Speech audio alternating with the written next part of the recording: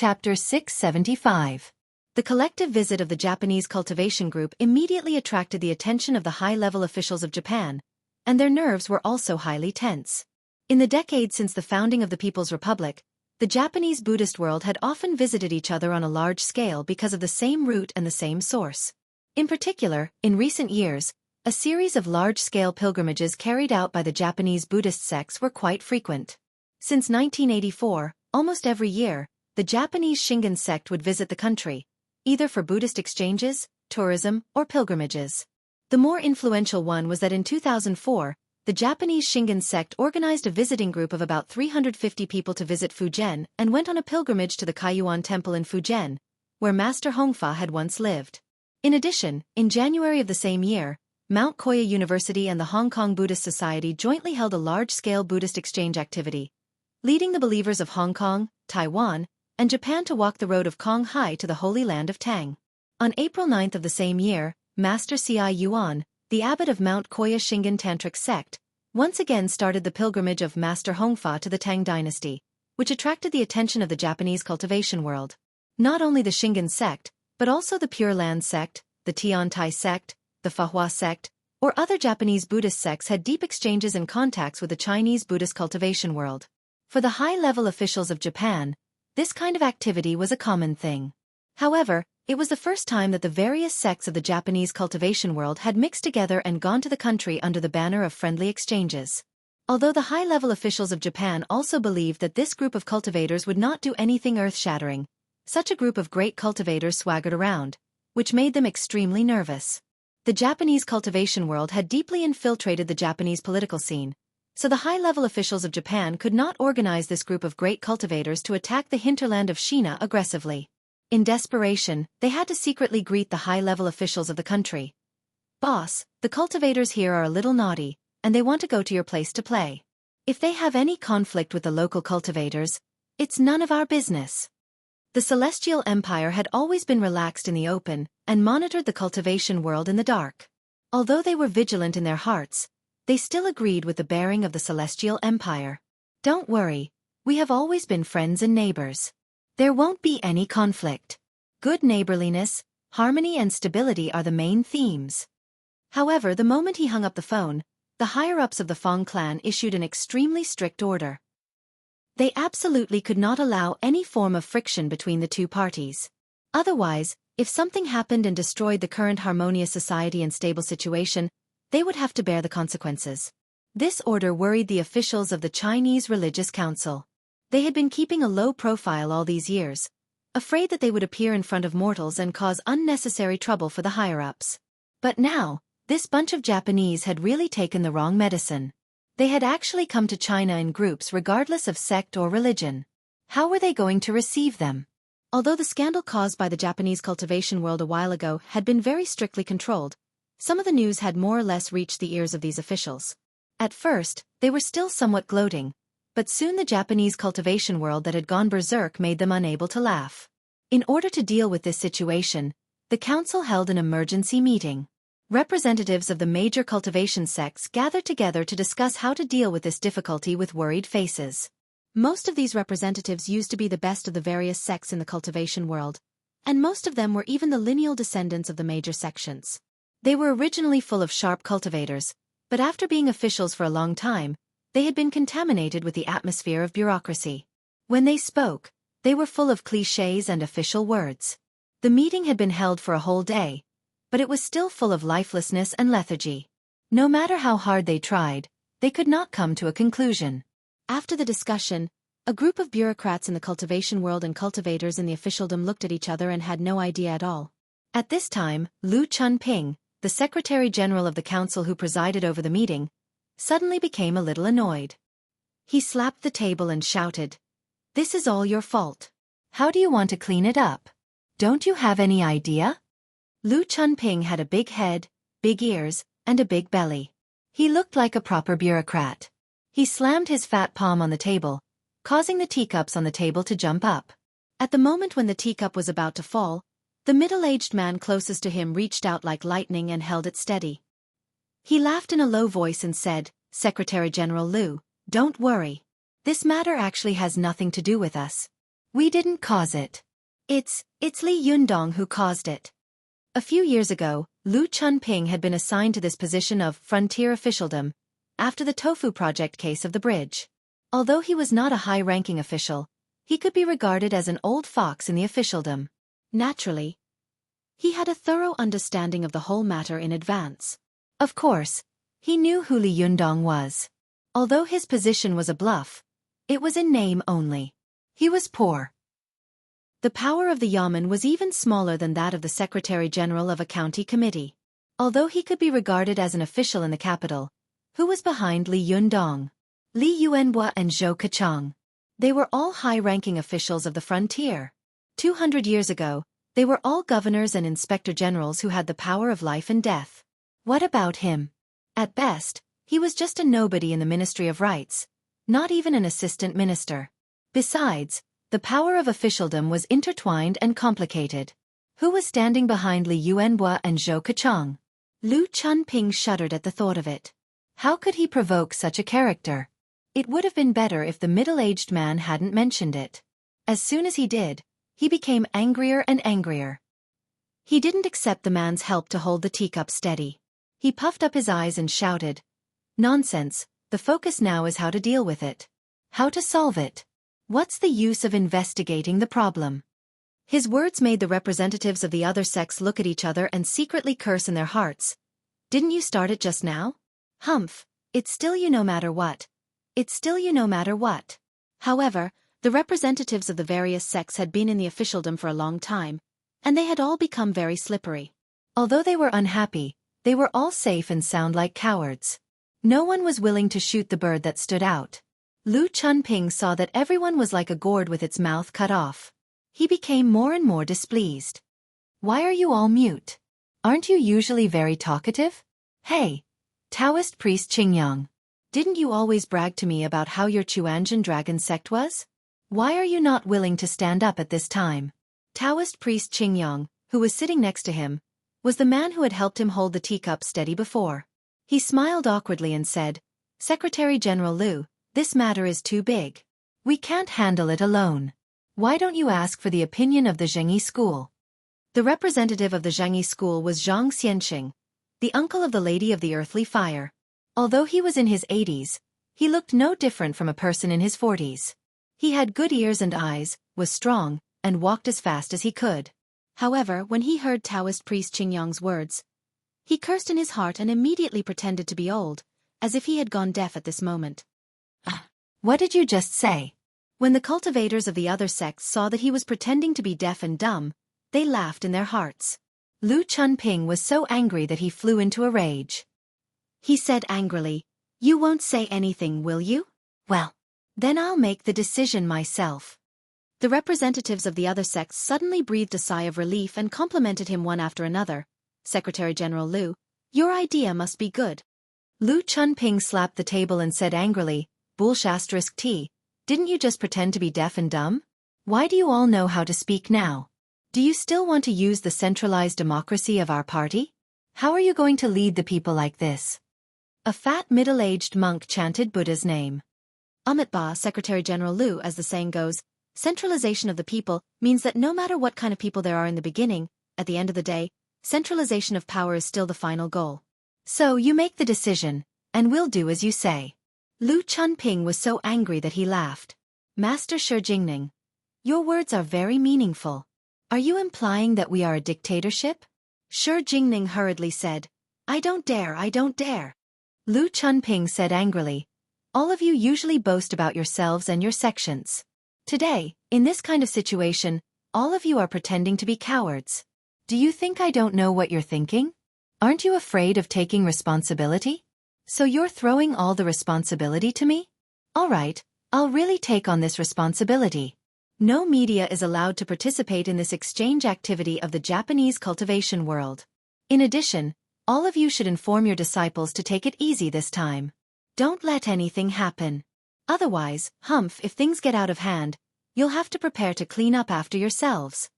When the representatives of the various sects heard this, they looked at each other and thought, "Take it easy. What do you mean by take it easy? This is too vague, isn't it?" After Lu Chunping finished speaking, He suddenly thought of something and laughed proudly. He thought to himself, "Humph, the higher-ups have thrown such a hot potato to me. Can't I throw it to someone else?" Thinking of this, he said loudly, "In addition, let the local provincial leaders of the religious world be responsible for receiving them. Anyway, wherever these Japanese go, let the local people of the religious world accompany them and serve them carefully." Taoist Master Qingyang said cautiously, "Secretary General Liu, what does take it easy mean? What do you mean by take it easy?" Liu Chunping was furious. "Take it easy means take it easy. Don't you understand what I mean? Humph." After that, he slapped the table, scaring the representatives of the various sects and making them scratch their ears and cheeks, frowning. Before long, another Taoist asked in a low voice, "Secretary General Liu, do you want us to fight?" "No, let's take it easy when we're learning from each other." Liu Chunping glanced at him and chuckled. Taoist Master Su Jing of Mount Qingqing is so clever. When the cultivators of the other sects heard this, they were suddenly shocked. Taoist Master Qingyang said, "Secretary General Liu, there are many capable people in the Japanese cultivation world. If the two sides are serious about learning from each other, whether we can win or not is secondary, but if we take it easy." Liu Chunping immediately looked at him unhappily. "Who said that you can win? Who allowed you to win?" The cultivators of the various sects were suddenly stunned, and they could hardly believe their ears. Shi Jing said, "Secretary General Liu, do you mean we can't win a single match?" Liu Chunping snorted. "What if someone dies when you guys start fighting? What if you injure or disable our Japanese friends? How can I explain it to them? Do you want to cause conflict and disputes between the two countries? Please, now the relationship between the two countries is so complicated. Can you not cause trouble for the country?" The representatives of the various sects said angrily, "But can we only be beaten? What if our people are injured, crippled, or even killed?" Liu Chunping was furious and thought to himself, "You guys have always been used to being lawless. If it were 40 years ago, all of you would have been beaten to a pulp. You wouldn't have had the chance to talk nonsense here." However, he knew that these words could not be said. If he said it, he would be in big trouble. He took a deep breath and suppressed the anger in his heart. A smile appeared on his face, and he said in a gentle voice, "That's not what I meant. I mean, you can just put on an act. Don't really fight, just pretend. It's not like you haven't done this kind of thing before. It's not a good thing to hurt someone on either side. You also know that it's not easy for the country to relax the religious policy. You don't want anything to happen at this time and force the country to tighten the policy again, do you?" The representatives of the various sects and schools instantly went silent. All of them knew that it was the age of chaos right now. The cultivation world had declined to an unsightly state, and it was difficult for it to continue. Practically every single sect was trying their best to curry favor and develop with great difficulty. There was no one in the world who understood better than them the meaning of, the people don't fight with the officials, and religious forces don't fight with the imperial forces. After a long time, Taoist priest Qingyang whispered, "Secretary General Liu, it doesn't seem good to lose one game, does it? If it gets out, what will others think of us?" Liu Chunping sneered. "Get out? Who will spread it? Who will report it? Please, the ban is so strict. Who can spread this kind of news? Don't worry, no one will know. In this world, if no one knows, isn't it the same as not having a chance? Well, that's it. Who told you not to make a decision? Listen up, if there is any competition in this fellowship party, you can only lose, not win. Note. The country manages the cultivation world, which is to say, the religious world, by the State Bureau of Religious Affairs and other agencies. The subordinate agency is the National Religious Association. In order to avoid suspicion, it was changed to a council. Therefore, readers don't need to look into it. Thank you. In addition, if some readers think that this chapter is fake, how can there be such a brainless official? Before scolding people, please pay attention to the various relevant insider information of the State Sports Commission.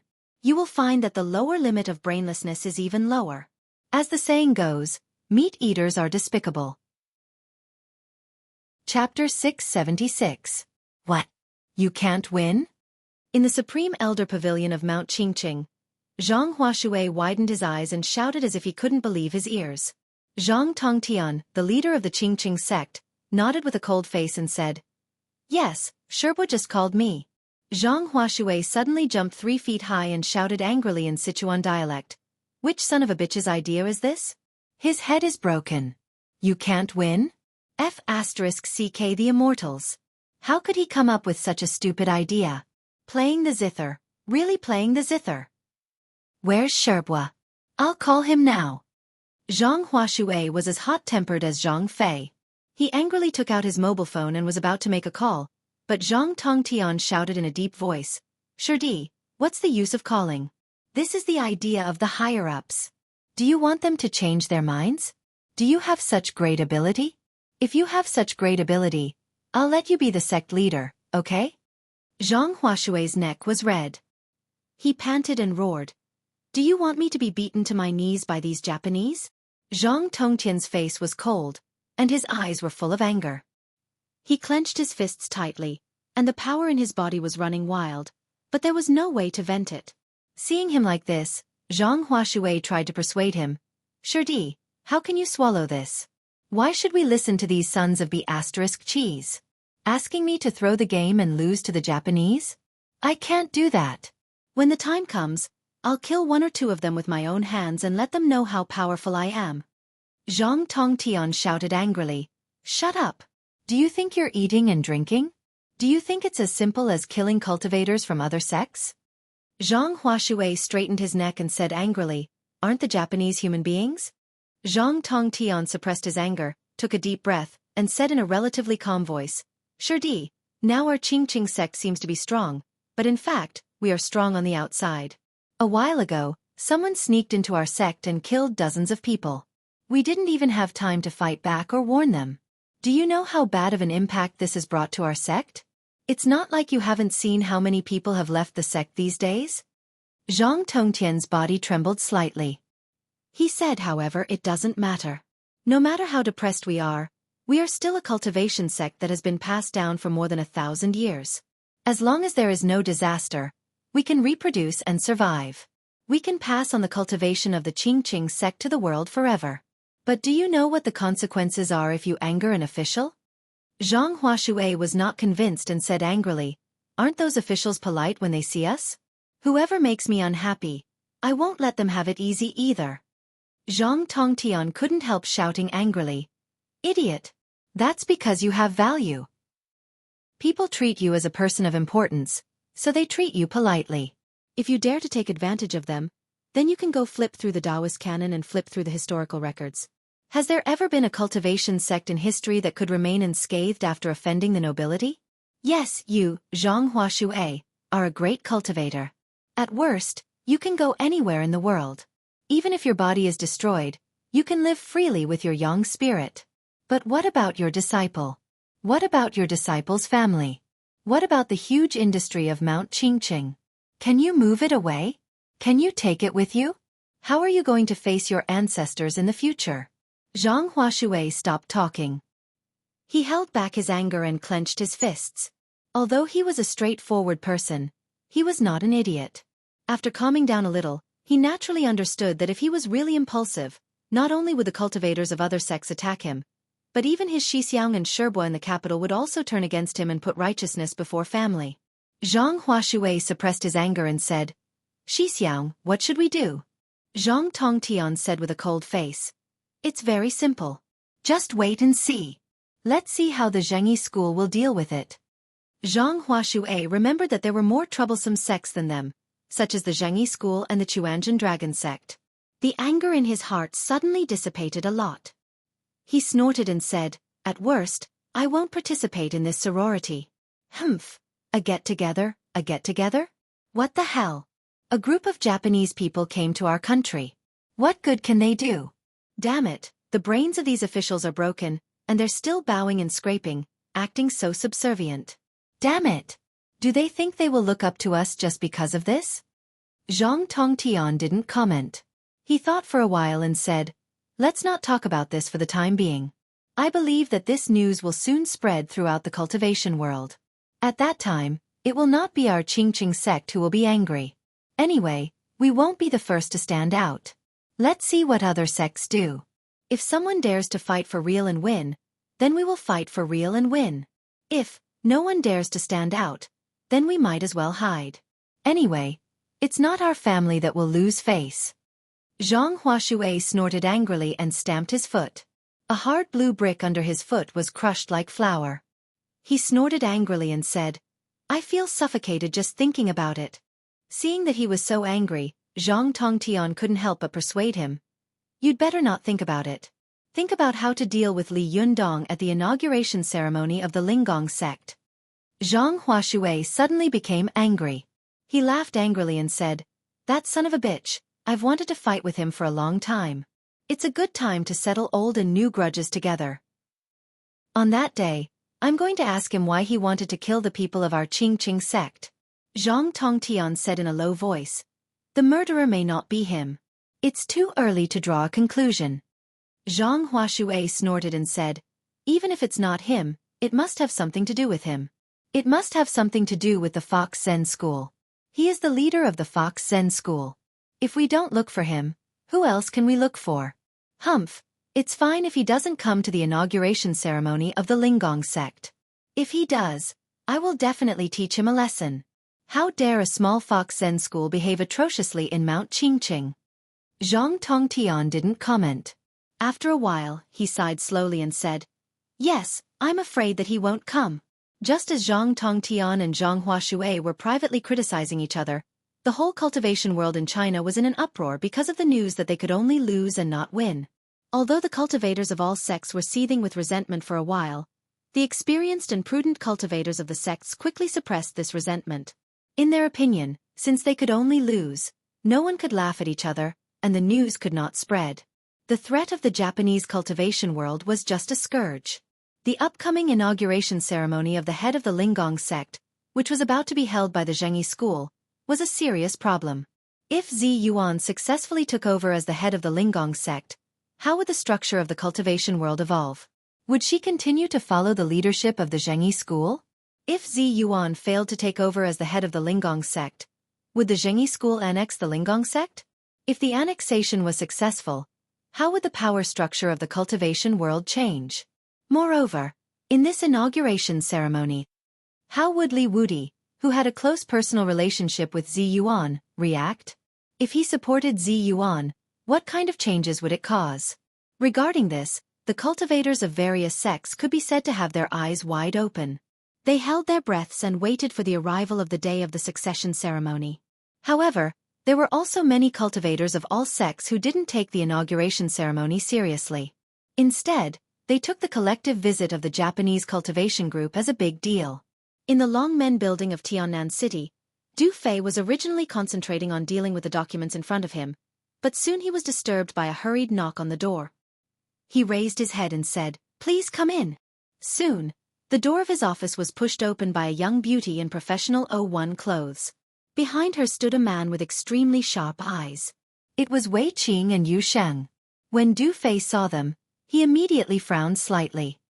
He turned his head and said to the secretary, who was waiting for his signature, You go out for a while. The secretary obediently retreated. When Wei Qing saw her close the door, she immediately rushed to the table, pressed her hands on the table, and said angrily, Xixiang, have you heard? Du Fei put down his pen unhurriedly, leaned back in the large boss's chair, and said, What did you hear? Wei Qing patted the document in front of him and said angrily, You must know. Don't pretend. It's a matter where you can only lose and not win. Du Fei sighed. As soon as I saw you two come in, I knew it was about this. What? You don't expect me to turn the tide, do you? Yu Shang, who had always been quiet, also said in a deep voice, Xixiang, you have a wide network of people. Maybe you can pass a message to the higher-ups. How can this work? You can only lose and not win? How can you say such absurd words? What do you think the people of Huaxiao are? Du Fei rubbed his temples with both hands and said with a bitter face, You two are really hot-blooded. It's obvious that the officials don't want to be implicated, so they made this idea. However, you can't be so naive as to think that I can make them change the result just by passing a word to them, can you? Don't be kidding. You know how to save face, but don't the officials know?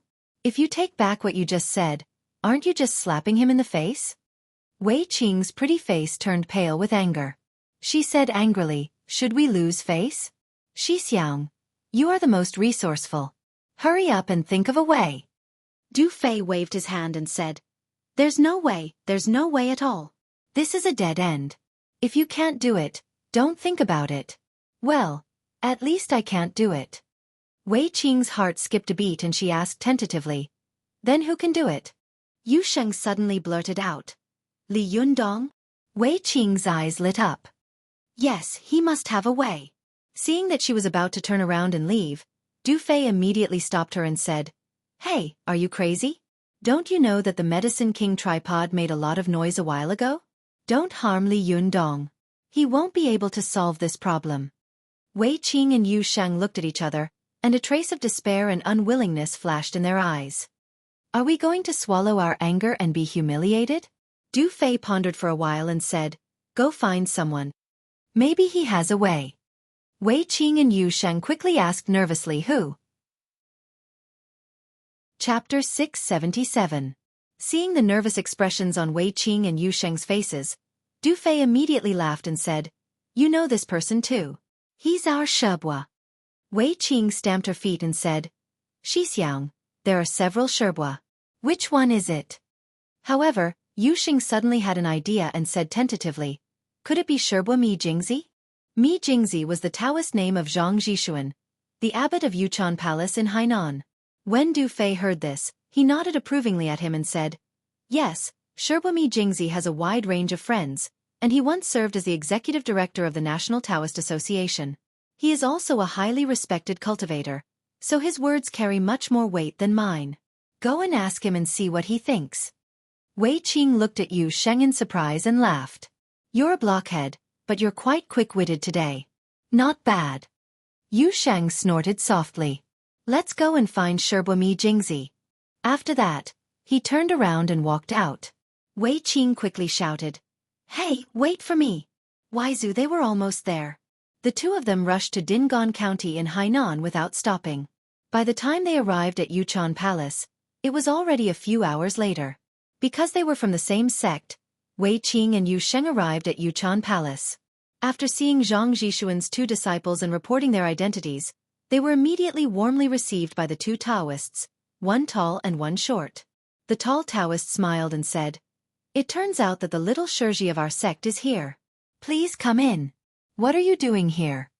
Zhang Jishuan's seniority was extremely high, so his disciples' seniority had also risen. Therefore, when they saw the two cultivators of the Chuanjian dragon sect, one was young and handsome, and the other was young and lovely, they thought that they were a few generations lower than them. However, Wei Qing was unwilling to be at a disadvantage. She said angrily, you're the Xueqi. Du Fei and we are fellow disciples. According to seniority, we should be of the same generation. The tall Taoist raised his head and laughed. Yes, then I'll call you Little Shimmy. Wei Qing snorted. When did you enter the sect? Tell me. Maybe I'm your Shebua. Yu Sheng couldn't stand it anymore. He glared at Wei Qing and said, stop it. We're here to look for Uncle Master Mi Jingzi. Who would have the time to dawdle here? When Wei Qing heard this, she made a face and said, well, for your sake, I won't care about this now. After that, she said to the short Taoist beside her with a smile, where's Shebua Mi Jingzi? We need to talk to him about something. The short Taoist usually cultivated in seclusion with his senior martial brother in the Jade Toad Palace. He almost never stepped out of the door. He barely left the Ding'an district. Not to mention the outside world, he had not even seen many of his fellow Taoists in the cultivation world. Although Wei Qing's beauty was not as good as that of Zi Yuan, Zhou Qin, and the others, she was still a rare beauty. In particular, she was slender and well-proportioned, and her voice was as pleasant as a skylark's. Her smile almost made the short Taoist's soul disappear. He quickly calmed down and focused his mind. After calming himself down a little, he took Wei Qing and Yu Sheng to Zhang Jishuan's residence. When they arrived at Zhang Jishuan's residence, Wei Qing saw that Zhang Jishuan lived in a rather simple bungalow. The doors and windows of the room were all made of wood, and the furnishings in the room were extremely simple. Except for a table, a few stools, a futon, a bed, and a sword hanging on the wall, there was nothing else. At a glance, Wei Qing saw that Zhang Jishuan was standing in front of the table, holding a brush and writing calmly. She quickly stood to the side and took a look, only to see that he was writing a couplet. The first line was, stealing Kunlun longevity wine, but he was writing the second line. The short Taoist and the tall Taoist led Wei Qing and Yu Sheng to Zhang Zhishuan's room. When the tall Taoist saw that Zhang Zhishuan didn't even raise his head, as if he hadn't seen them, he couldn't help but say, "Master, there are guests." Zhang Zhishuan remained silent and continued writing calmly. The tall Taoist said again, "Master, they are junior martial brothers and sisters of the same sect." Wei Qing, who was standing to one side, immediately muttered in a low voice, "It's hard to say who is older and who is younger." Zhang Zhishuan still didn't say anything, nor did he raise his head. However, he couldn't put down the brush for a long time. After waiting with them for a while, the short Taoist couldn't stand it anymore. He looked at his Shixiang, stepped forward, grabbed the brush from Zhang Zhishuan's hand, and said, "Master, there are guests. It's not good for you to neglect them like this, is it?" Zhang Zhishuan finally raised his head. His sharp eyes, which seemed to be able to see through people's hearts, glanced at Wei Qing and Yu Sheng. He glared at his two disciples with a sullen face and said, "Don't I have eyes?" As he said this, he smiled at Wei Qing and Yu Sheng. "So it's you. When you were young, I went to attend your master's apprenticeship ceremony." Wei Qing saw Zhang Zhishuan's sage-like face. Although he was only 100 years old, he was hale and hearty, and his eyes were sharp. Even young people like her were no match for him. She couldn't help but admire him and thought to herself, "It's said that Xueqi Jingzi is a very low-key great cultivator." When the 5 masters of lightning retribution in the world were ranked, if he hadn't kept a low profile and not participated, I'm afraid that he would have had a place among the 5 masters of lightning retribution in the world. Even Yu Sheng, who was young and arrogant, restrained his spirit in front of Zhang Zhishuan. He bowed respectfully and then quickly told Zhang Zhishuan the purpose of their visit. After that, Wei Qing said, "Xueqi Jingzi, now you're the only one who can stand up for him. Hurry up and think of a way." Zhang Zhishuan sighed softly, shook his head, and didn't say anything. Soon, Wei Qing and Yu Sheng's heart suddenly skipped a beat. Wei Qing knew that something was wrong and quickly asked, "Xueqi, what's wrong? Can't you do anything about it?"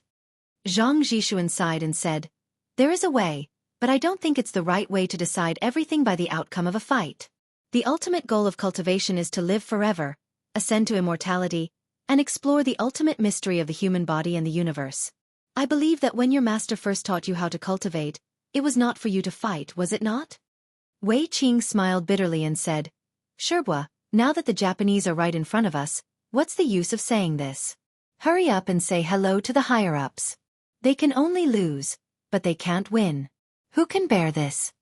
Zhang Zhishuan was silent for a while, then suddenly said, "I think you're mistaken about one thing." Wei Qing asked curiously, "What is it?"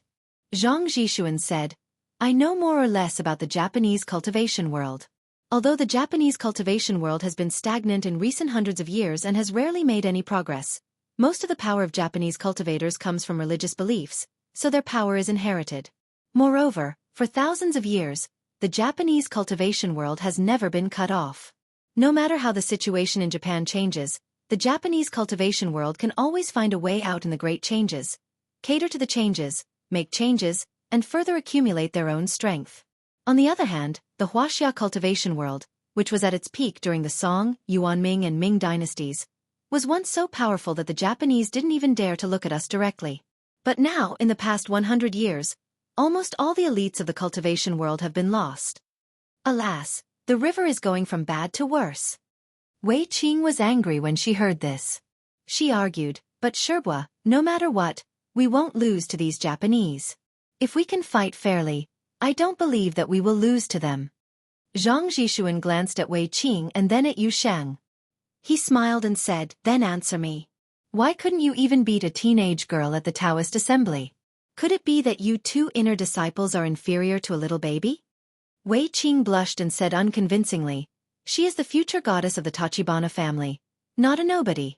Yu Sheng pondered for a while and said, "Xueqi, you mean because the Japanese cultivation world has never been cut off for thousands of years, and it is a country where all the people believe in religion, the power of faith is extremely strong, so it is very easy for their cultivators to cultivate. Is that right?" Zhang Zhishuan nodded. "That's right.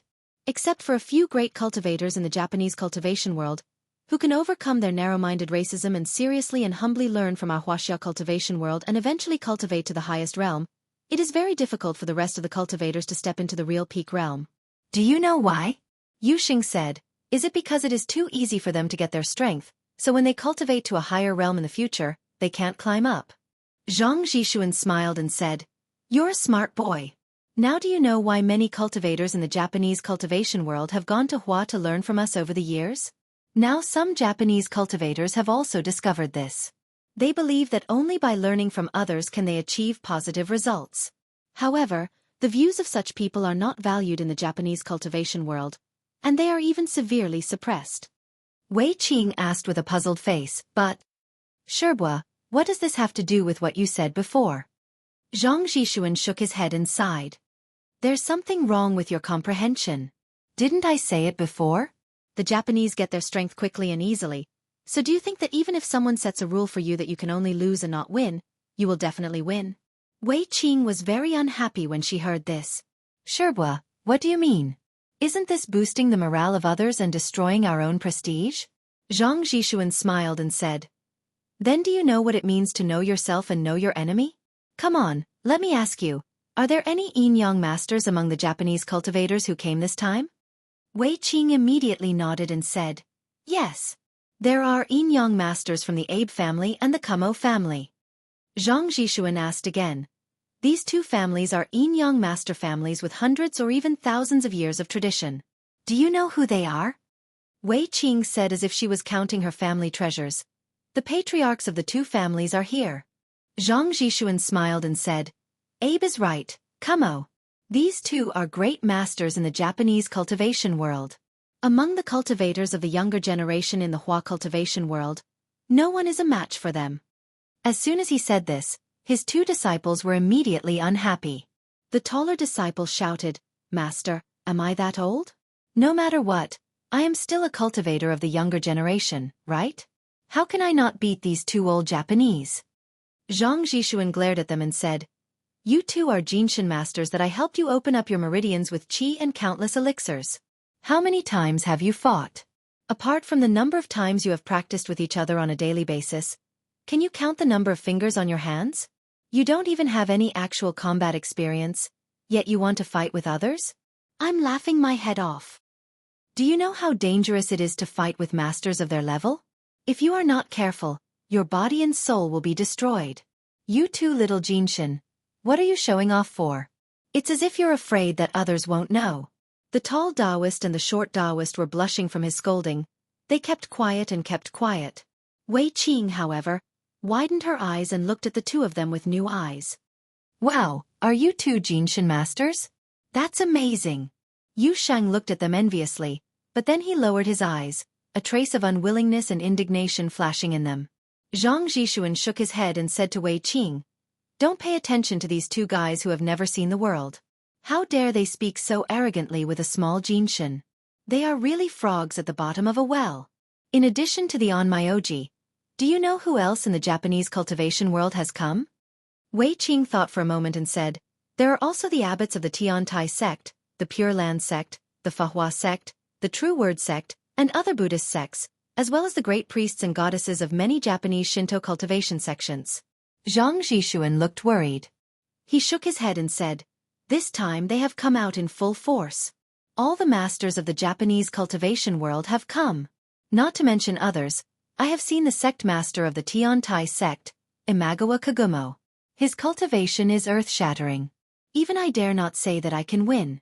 As for the Pure Land sect, they are even more powerful. Their sect master, Masamura Siyuan, is a great cultivator. In the current cultivation world of China, I'm afraid that only the former Wang Yuanshan and the current Zhang Tianshi can match him. As for the others... Alas! Wei Qing was dumbfounded and stammered. Sherba, do you mean, even if we fight fairly we can't win? Zhang Zhishuan sighed and said, they came prepared as a group, but we are scattered sand. We are hindered from all sides, and we are besieged both internally and externally. Everyone has their own plans, and every sect has their own plans. How should we deal with such a situation?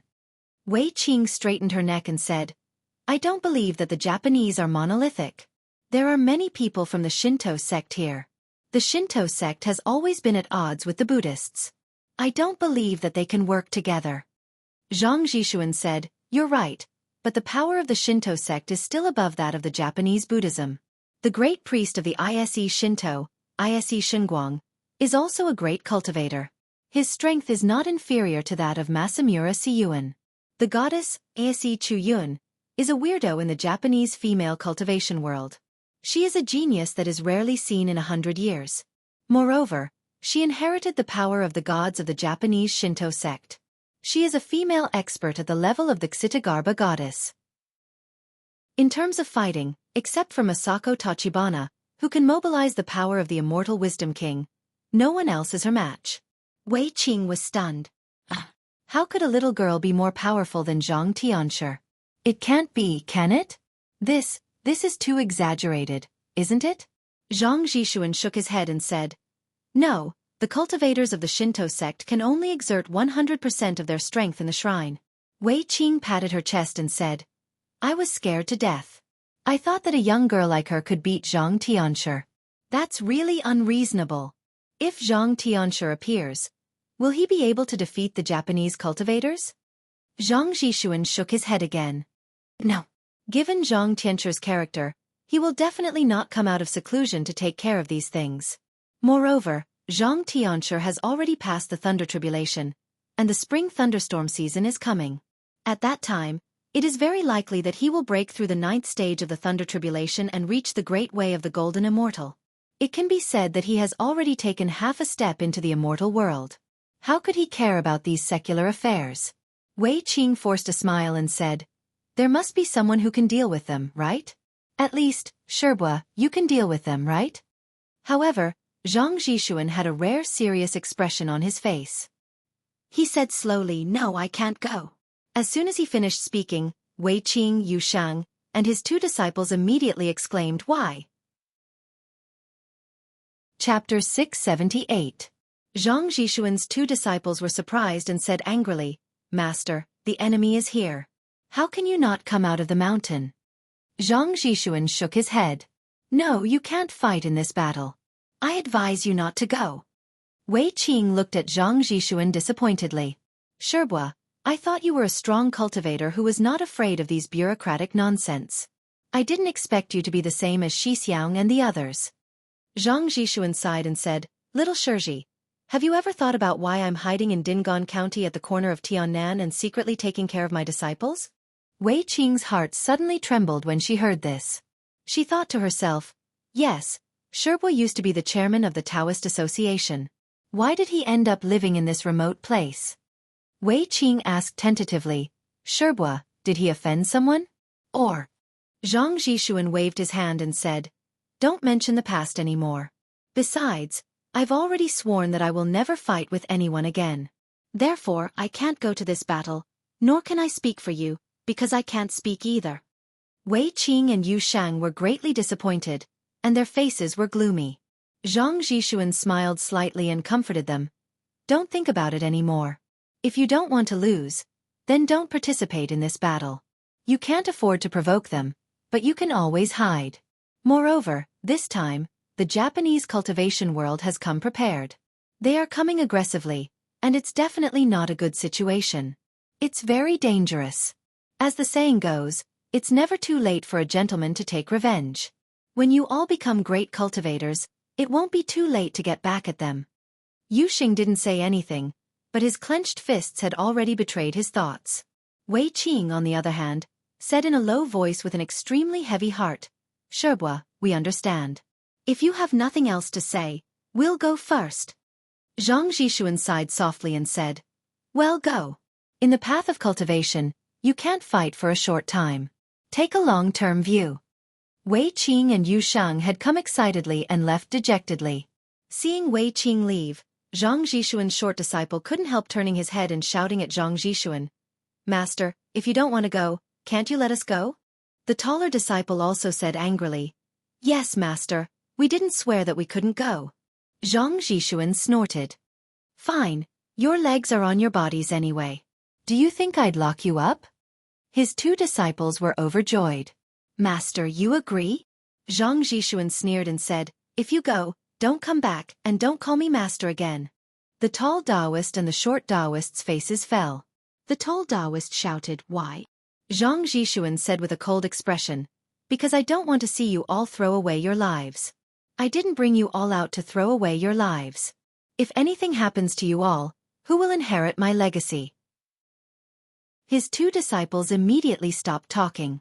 After they looked at each other, they suppressed their anger and said, "Master, I understand." After that, they swallowed their anger and left Zhang Zhishuan's room. Zhang Zhishuan watched them leave and sighed heavily.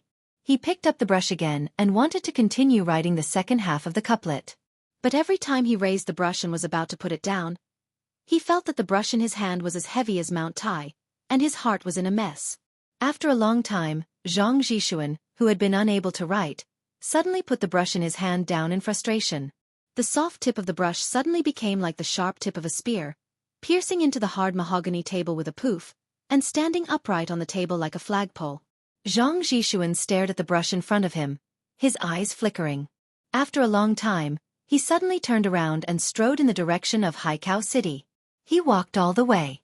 Although he was nearly 100 years old, his footsteps were as fast as the wind, and his body was as swift as a galloping horse. In addition, he chose to walk in sparsely populated places, so along the way, he was even faster than a speeding car on the highway.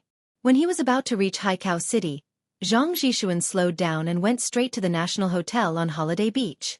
After arriving at the National Hotel, Zhang Zhishuan hesitated for a moment at the door, then strode into the hotel and went straight to Li Yundong's room. After knocking on the door for a while, Zhang Zhishuan found that the person who opened the door was a tall, beautiful woman with an extraordinary temperament. Zhang Zhishuan was stunned. "Excuse me, does Li Yundong live here?" This woman was none other than Zi Yuan, who was responsible for guarding Li Yundong today. When Zi Yuan saw Zhang Zhishuan, her heart suddenly skipped a beat. She asked tentatively, "Are you Taoist Mi Jingzi?" Zhang Zhishuan laughed. "Do you know me?" Zi Yuan quickly bowed respectfully and said with a smile, "Taoist, please come in. I'm Zi Yuan of the Linggong sect. Zhenren, please come in. I'm sorry I didn't go out to welcome you." Zhang Zhishuan waved his hand and walked in with a smile. "You don't have to be so polite, Zhenren Zi Yuan. Your name is well known to me." As he said this, he looked at Zi Yuan seriously and couldn't help nodding and praising her. "Well, you are indeed a famous female cultivator. Not bad, not bad. Even Wang Yuanshan didn't have such a cultivation quotient as you back then. You are really better than him." Zi Yuan smiled slightly and said, "Taoist, you flatter me. I just got to where I am today by chance. In terms of cultivation quotient, how could I dare to look up to you?" Zhang Zhishuan chuckled. He stroked his beard and said, "Well, don't flatter me. I didn't come here today to listen to your praise." Zi Yuan smiled and said, "Zhenren Zhang, are you here to see Li Yundong?" Zhang Zhishuan smiled and said, "You are so smart. You guessed my intention at once." Zi Yuan couldn't help but look at Li Yundong, who was sitting cross-legged on the floor and meditating. After Li Yundong read the Vajra longevity power that you passed to him, he couldn't restrain his excitement, so he specially asked us to protect him and cultivate here. Zhang Zhishuan looked at Li Yundong strangely, shook his head and sighed. "I have lived for so many years, but this is the first time I have seen someone cultivating in meditation in a hotel. It's really him. However, since the Tao of cultivation has been enlightened, it is indeed necessary to enter meditation immediately. Otherwise, if the time is delayed, it will be twice the effort with half the result." As he said this, he walked to the front of Li Yundong and looked at him fixedly for a while. Suddenly, his eyes widened, and his murderous fingers were like spears and swords, stabbing toward Li Yundong's forehead. This move was as fast as lightning, as fast as thunder, and it happened so suddenly that even Zi Yuan was shocked. She immediately reached out subconsciously to grab Zhang Zhishuan's wrist. She knew that if Zhang Zhishuan's finger went down, he could even poke a hole in a rock, let alone a person's forehead. However, in the blink of an eye, Zhang Zhishuan's swift and violent finger rushed to Li Yundong's forehead and stopped 2 centimeters away. At this time, Zi Yuan's hand also suddenly froze in midair, 2 inches away from Zhang Zhishuan's hand. Zhang Zhishuan saw that Li Yundong seemed to be unaware of his finger, and his face was still calm and without any reaction. He nodded slightly and said, Not bad, not thinking, not doing, not forgetting about things in me. This is the real realm of the unity of heaven and man, the realm of spiritual travel. Only then did Zi Yuan feel relieved. Her heart, which had jumped into her throat, fell back into her chest. She knew that Zhang Zhixuan had just been purely testing Li Yundong's realm and the depth of his meditation at this time. With Li Yundong's current cultivation realm, even if he was in meditation, if someone wanted to sneak attack him from the outside world, he would immediately subconsciously defend himself. This kind of defense was the instinctive reaction of a great cultivator at the Jinshan level, Niden and primordial spirit. If Li Yundong was not deep in meditation at this time and had not entered the realm of forgetting about things and being one with heaven and man, he would immediately wake up and fight back after being poked by Zhang Zhixuan's finger. But once a great cultivator entered the realm of yang spirit leaving the body, spiritual travel, even if ordinary people chopped off their heads with a knife, they would not wake up. It could be said that at this time, great cultivators would have no strength to truss a chicken, and ordinary children could stab them to death with a knife. This was also the reason why Li Yundong wanted to find someone to protect him. Zi Yuan asked tentatively, Taoist Mi Jingzi, do you know when Li Yundong will wake up? Zhang Zhixuan smiled and said, I'm not an immortal. How would I know? I came here this time because if Zhan Renli hasn't left yet, I want to compare notes with him on cultivation. But I didn't expect him to be so eager that he would enter meditation and cultivate here. I really admire him. Zi Yuan smiled and said, Isn't that because the classics you wrote are so exquisite that he can't help himself? Zhang Zhixuan smiled and said, I didn't write all of them. They were all passed on to me by my master. I just sorted them out. As he said this, he glanced at the Vajra longevity skill that was spread out beside Zi Yuan and suddenly asked, Did you also read this? Zi Yuan said with some fear, Yes, if you think it's inappropriate, then I. Zhang Zhixuan waved his hand and suddenly asked, What is Vajra skill? Zi Yuan was stunned, but she quickly realized that Zhang Zhixuan was testing her. She immediately replied, Vajra skill is a kind of external skill that trains the body and the internal organs. The trick is to use the rigid internal strength qi in the body to dredge the meridians of the whole body, so that the body can be as strong as Vajra. Zhang Zhixuan didn't comment and asked again, What is longevity skill? Just as Zi Yuan was about to speak, she suddenly heard a knock on the door. Su Chan's clear voice came from outside the door. Sister Zi Yuan, we're back. After that, she and Zhou Qin pushed the door open and entered, followed by Lu Feier, who was talking and laughing with her. Xueqi was behind Lu Feier. Zi Yuan glanced at them. Just as she was about to stand up and introduce them to Zhang Zhixuan suddenly shouted, The Great Way is in front of you. Why are you distracted? Zi Yuan suddenly shivered and no longer looked at Su Chan, Zhou Qin, and the others. She respectfully replied to Zhang Zhixuan, Longevity skill is an internal skill that trains the mind and cultivates the innate qi of people. Its trick is to focus on relaxation in nature, concentrate on using many soft curved movements, communicate the innate qi of heaven and earth, and blend it with the primordial qi of the internal organs of the human body, so that people can enter the gate of Xianpin, refine the essence into qi, refine the qi into the spirit, and return the 5 qi to the origin. Finally, it can reach the Wuji realm of refining the spirit to return to the void, returning to Wuji, forgetting everything, and becoming one with nature. Zhang Zhixuan nodded. Then tell me, which is more important, Vajra skill or longevity skill? At this time Zhou Qin and Su Chan, who had just entered the door, also realized that the old man in a white shirt, a black hat, and a half-foot-long white beard in front of them must be Zhang Zhixuan, the author of Vajra longevity skill. Zhou Qin immediately turned around and made a silent gesture to Lu Feier and Xueqi. She said in a low voice, Zhenren Zhang is passing on his skills. Let's not disturb them. Let's leave. Su Chan looked at Zhang Zhixuan curiously and said in a low voice, But Zhenren Zhang doesn't seem to want to drive us away. Sister Zhou Qin, why don't we listen from the side? Zhou Qin also wanted to listen to Zhang Zhixuan's teachings. After all, this kind of opportunity was not something that ordinary people could encounter.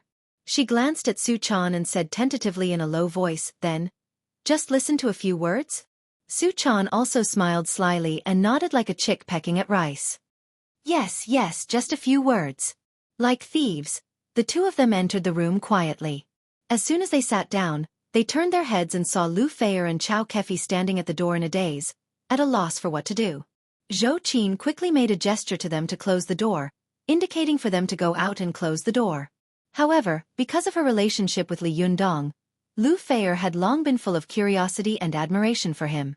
Therefore, when she saw a Taoist priest preaching in the room, her curiosity and gossiping soul suddenly burned.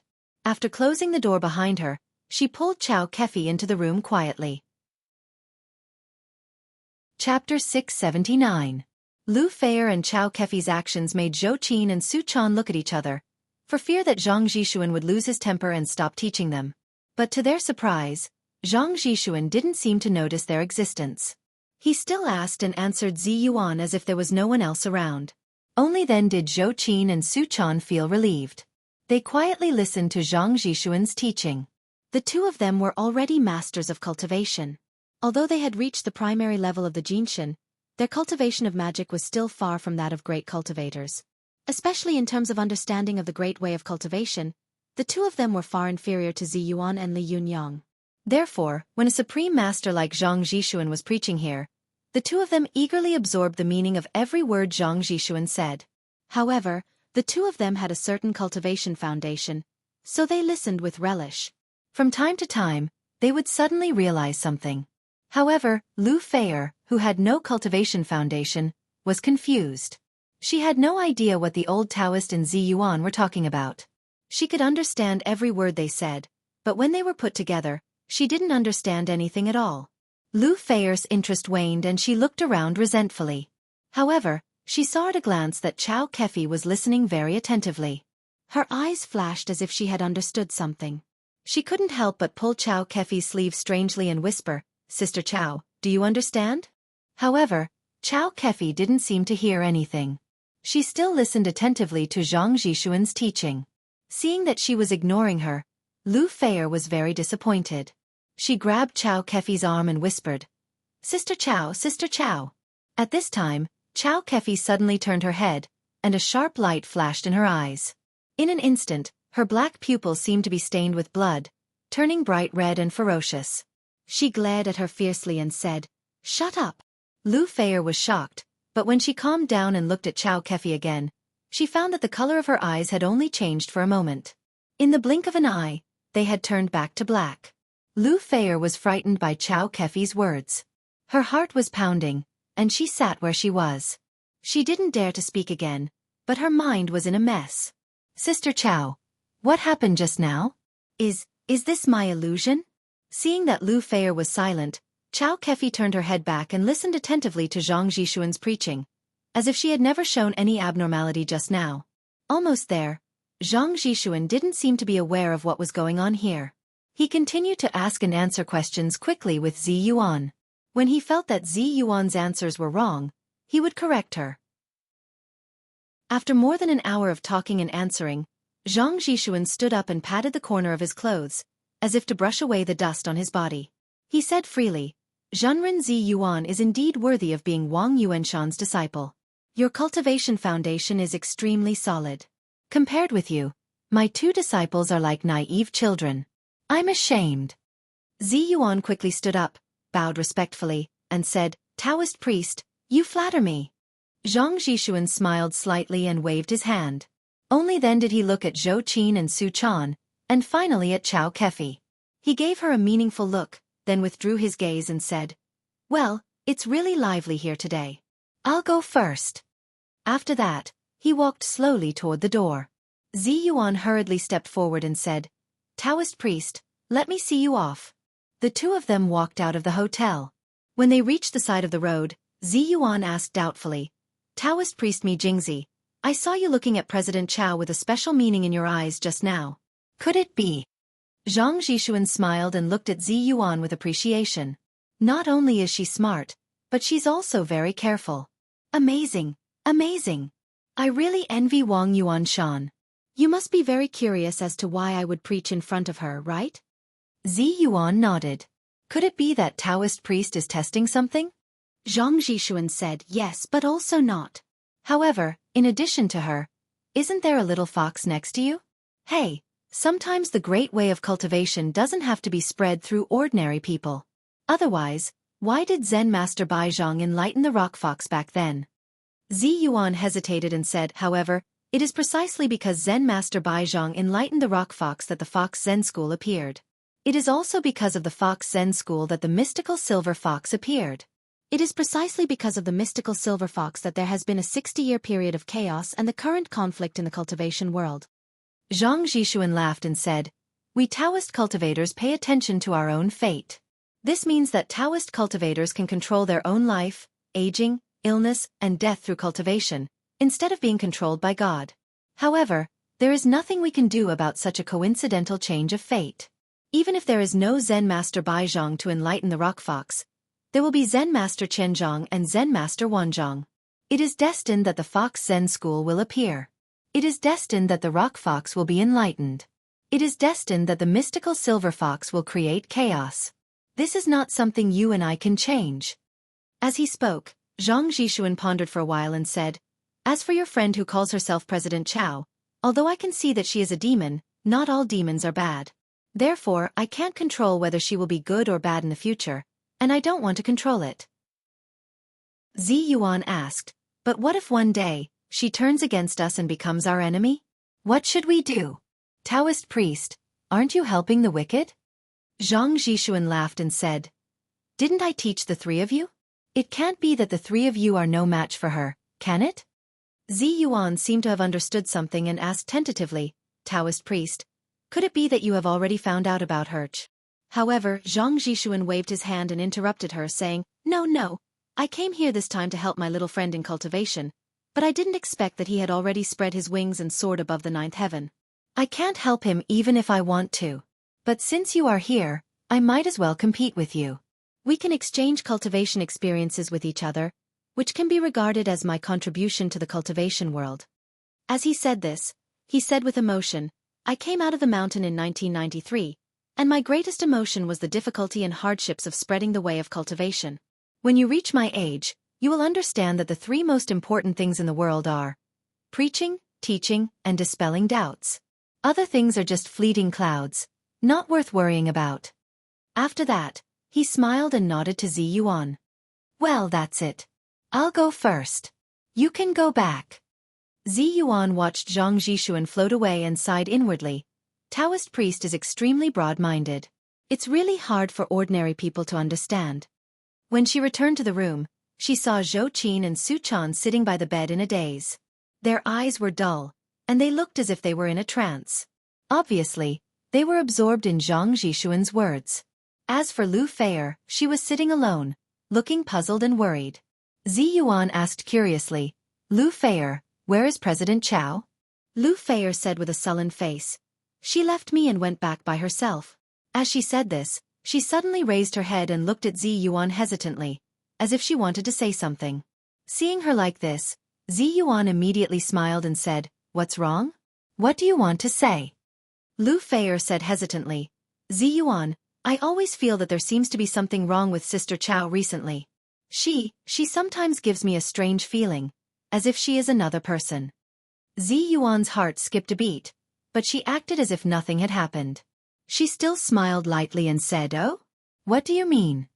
Lu Feier sat up straight and said, last time, I saw her not sleeping in the middle of the night. She was playing magic by the window alone, as if she could also cultivate magic. Just now, when she was listening to this Taoist priest's preaching, she was also very serious. I talked to her, but she was still fierce to me. She looked so scary. Zi Yuan laughed and said, President Chao has been in poor health since she was a child. It's understandable that she is dedicated to the Tao. Maybe you are thinking too much. Lu Feier stared at Zi Yuan for a long time. Seeing that she didn't seem to be perfunctory, she stood up and said with flagging interest, maybe. I'll go back first. See you tomorrow. After watching Lu Feier go out the door, she turned around and happened to see Zhou Qin and Su Chan looking at her. Obviously, the two of them had heard the conversation between her and Lu Feier and had woken up with a start. Zhou Qin said with a serious face, has the mystical silver fox begun to awaken? Zi Yuan hesitated for a moment and said, if I'm not wrong, it should be the instinct of the mystical silver fox that is awakening. After being sealed for more than 1,000 years, the soul of the mystical silver fox is not complete. Her divine sense and memories are scattered. She has even forgotten all the magic she has cultivated. Only the purest power of Yuan remains in her body. Therefore, it is equivalent to her cultivating again. Every time someone mentions the way of cultivation, it will arouse her memory about cultivation and restore her cultivation. Xueqi was shocked. So you mean, her power is still there, but she has forgotten how to use it? Ziyuan nodded. That's about it. Su Chan, who had been silent all this time, looked at Li Jiandong worriedly. Yundong, wake up quickly. If you don't wake up, the mystical silver fox will wake up. Xueqi also said with a wry smile, Master, where is your young spirit now? Can you hear us? If you can hear us, come back quickly. Things are getting more and more serious. While she was speaking, she heard a knock at the door. Xueqi was stunned. She turned her head and shouted, Come in, the door is not locked. Soon, the door was pushed open. It was Wan Hongling who poked her head in. After a tentative look, she immediately pushed the door open and rushed in like the wind. She rushed to Ziyuan's side, hugged her and said loudly, Shiji Ziyuan, something's wrong. Ziyuan, Su Chan, and Xueqi suddenly became nervous and asked in unison, What happened? Wan Hongling quickly took out a golden invitation card from her pocket and said, Shiji, look. Ziyuan took it and frowned slightly. She raised her head unhappily and said to Wan Hongling, Is this also a matter? Didn't you know about this a long time ago?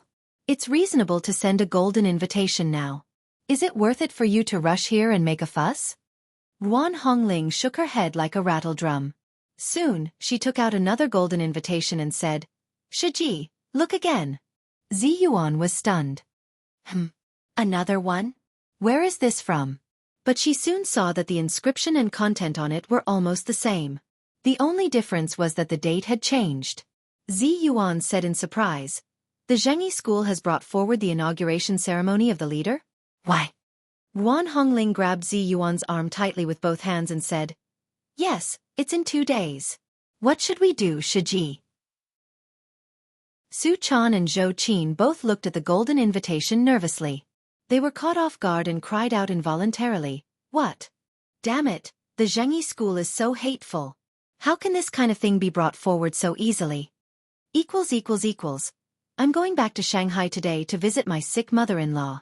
I'd like to ask for leave from everyone and update 1 chapter in advance.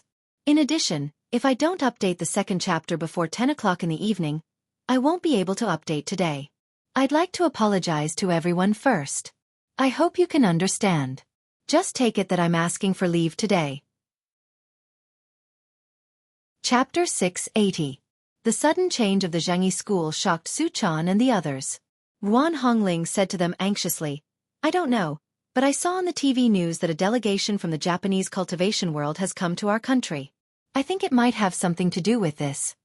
Xueqi's eyes lit up. She clenched one hand into a fist and pounded the palm of her other hand. That makes sense. This time, the Japanese cultivation world has come to our country with great fanfare. They must have been highly valued by the upper echelons. Judging from the conduct of these officials, they must want to keep the peace and avoid causing any trouble. So they will definitely restrain our cultivation sects. The Xueqi school has always been the most powerful sect in the cultivation world. If there is a conflict in the cultivation world, they will definitely be the first to bear the brunt. Moreover, the people of the Xueqi school must be afraid that when they hold the inauguration ceremony, they will come to attack us. At that time, they won't know where to hide even if they want to. Wan Hongling blurted out, Yes, Xueqi, you are so smart. Why didn't I think of this? After all, Xueqi was born in the officialdom. In the blink of an eye, she had seen through their tricks. She chuckled and said, Good method, good method. Not only can they catch us off guard, but they can also catch the Japanese cultivation world off guard.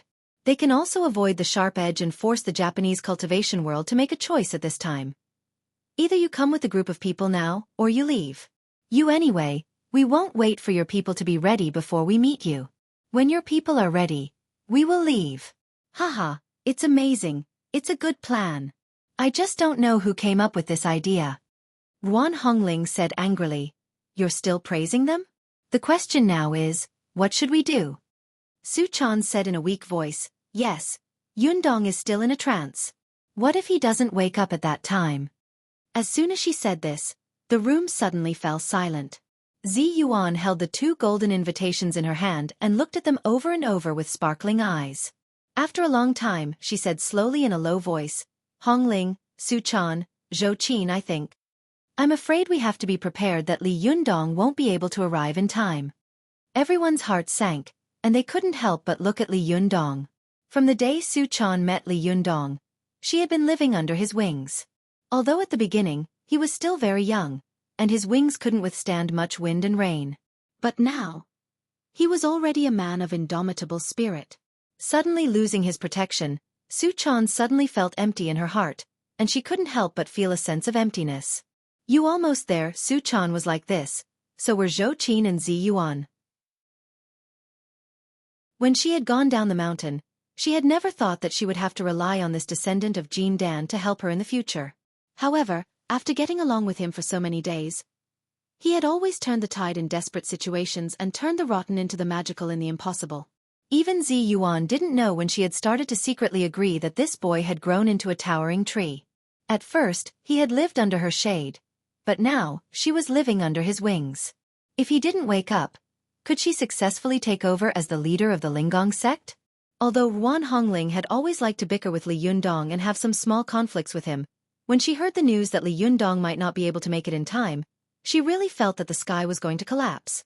Although Xueqi was powerful, it was difficult for her to fight against so many people. When the time came for the inauguration ceremony of the leader and the Zhangyi school was suddenly in trouble, how could they resist at that time? Ruan Hongling was burning with anxiety for a moment.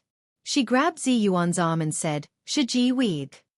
However, Zi Yuan didn't wait for her to finish and interrupted her.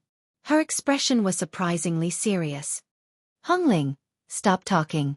When I didn't go down the mountain, why weren't you worried at that time? Why are you so worried now?"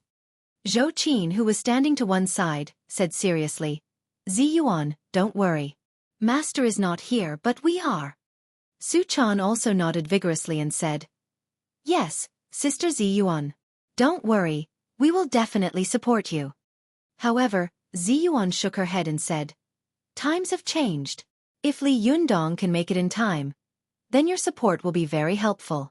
But now that Li Yundong is not here, if you force yourself to stand up, it will definitely be a terrible disaster. It's absolutely impossible." As she said this, she turned her face and said to Xueqi and Suchan with a cold face, "You can't go to the inauguration ceremony of the leader of the Linggong sect." Suchan exclaimed, "Why? Sister Zi Yuan, why won't you let us go?" Xueqi looked angry. "Zi Yuan, don't you believe us?" Ruan Hongling also stared at Zi Yuan with her eyes wide open, as if she couldn't believe her ears. "Xueqi, are you crazy? We're weak in the first place." However, Zi Yuan shouted in a rare stern voice, "It's because we are weaker than before that you can't go. Moreover, this is a matter of our Linggong sect. We can't involve you." Ruan Hongling couldn't stop tears from rolling in her eyes. "Xueqi Yub." Without waiting for her to finish speaking, Zi Yuan said firmly, "I am the 45th generation of the Linggong sect, the future leader of the Linggong sect, and your eldest Xueqi, so you must listen to me. Now, come back to Mount Longhu with me. We can't drag others into the affairs of our Linggong sect. Puff out your chest and stop crying. Don't embarrass your master." After that, she turned her head and stared at Suchan and Xueqi with sharp eyes. "You two stay here to protect Li Yundong. Hongling and I will go back to the mountain. If Li Yundong wakes up before the ceremony, you will come with him. If he doesn't, don't come again." Suchan looked anxious. She wanted to speak again, but Xueqi grabbed her and motioned for her to stop. Xueqi said in a deep voice, "Zi Yuan, don't you know that if you make such a decision, the Linggong sect is likely to be destroyed in your hands?" A hint of sadness flashed across Zi Yuan's eyes, but she soon returned to her calm and elegant fairy appearance.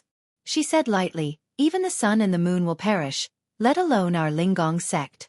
If this is the will of heaven, then let this sect, which has been passed down for nearly 1,000 years, perish in my hands. At least, it will not perish in the hands of others." After that, she turned around and walked out of the door resolutely. Ruan Hongling wiped away her tears and said in a choked voice, "Xueqi, wait for me. I'll go with you." Su Chan subconsciously took a step forward, but she heard Zhou Qin behind her shout in a low voice, "Su Chan, don't let Zi Yuan's kindness down. If we go, as Zi Yuan said, not only will we not be able to help, but we will also likely implicate Zi Yuan. You will be there soon." Su Chan was so anxious that she stamped her feet. "Then what should we do now?" Zhou Qin let out a long sigh. She let go of her hand, sat down cross-legged, and looked at Li Yundong fixedly. "Now we can only pray that Master will wake up soon." Thinking of this, Su Chan immediately sat down cross-legged and put her palms together. She said to Zhou Qin, "Sister Zhou Qin, why don't you recite Buddhist scriptures with me?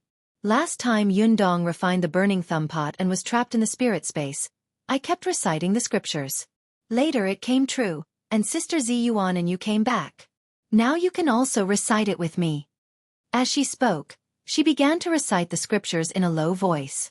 However, Zhou Qin smiled bitterly and said, "Last time, Zi Yuan helped bring Master back from the spirit space. Who can bring Master back this time?" Su Chan stopped reciting the scriptures and said seriously, "You can't say that. Yundong is now traveling with his young spirit. Although he is in the realm of forgetting everything, his situation is different from when he was trapped in the spirit space before. Yundong's young spirit exists in our spirit space. Maybe he will pass by us at any time. If we keep reciting the scriptures, maybe he will hear us?" Zhou Qin thought for a moment and sighed.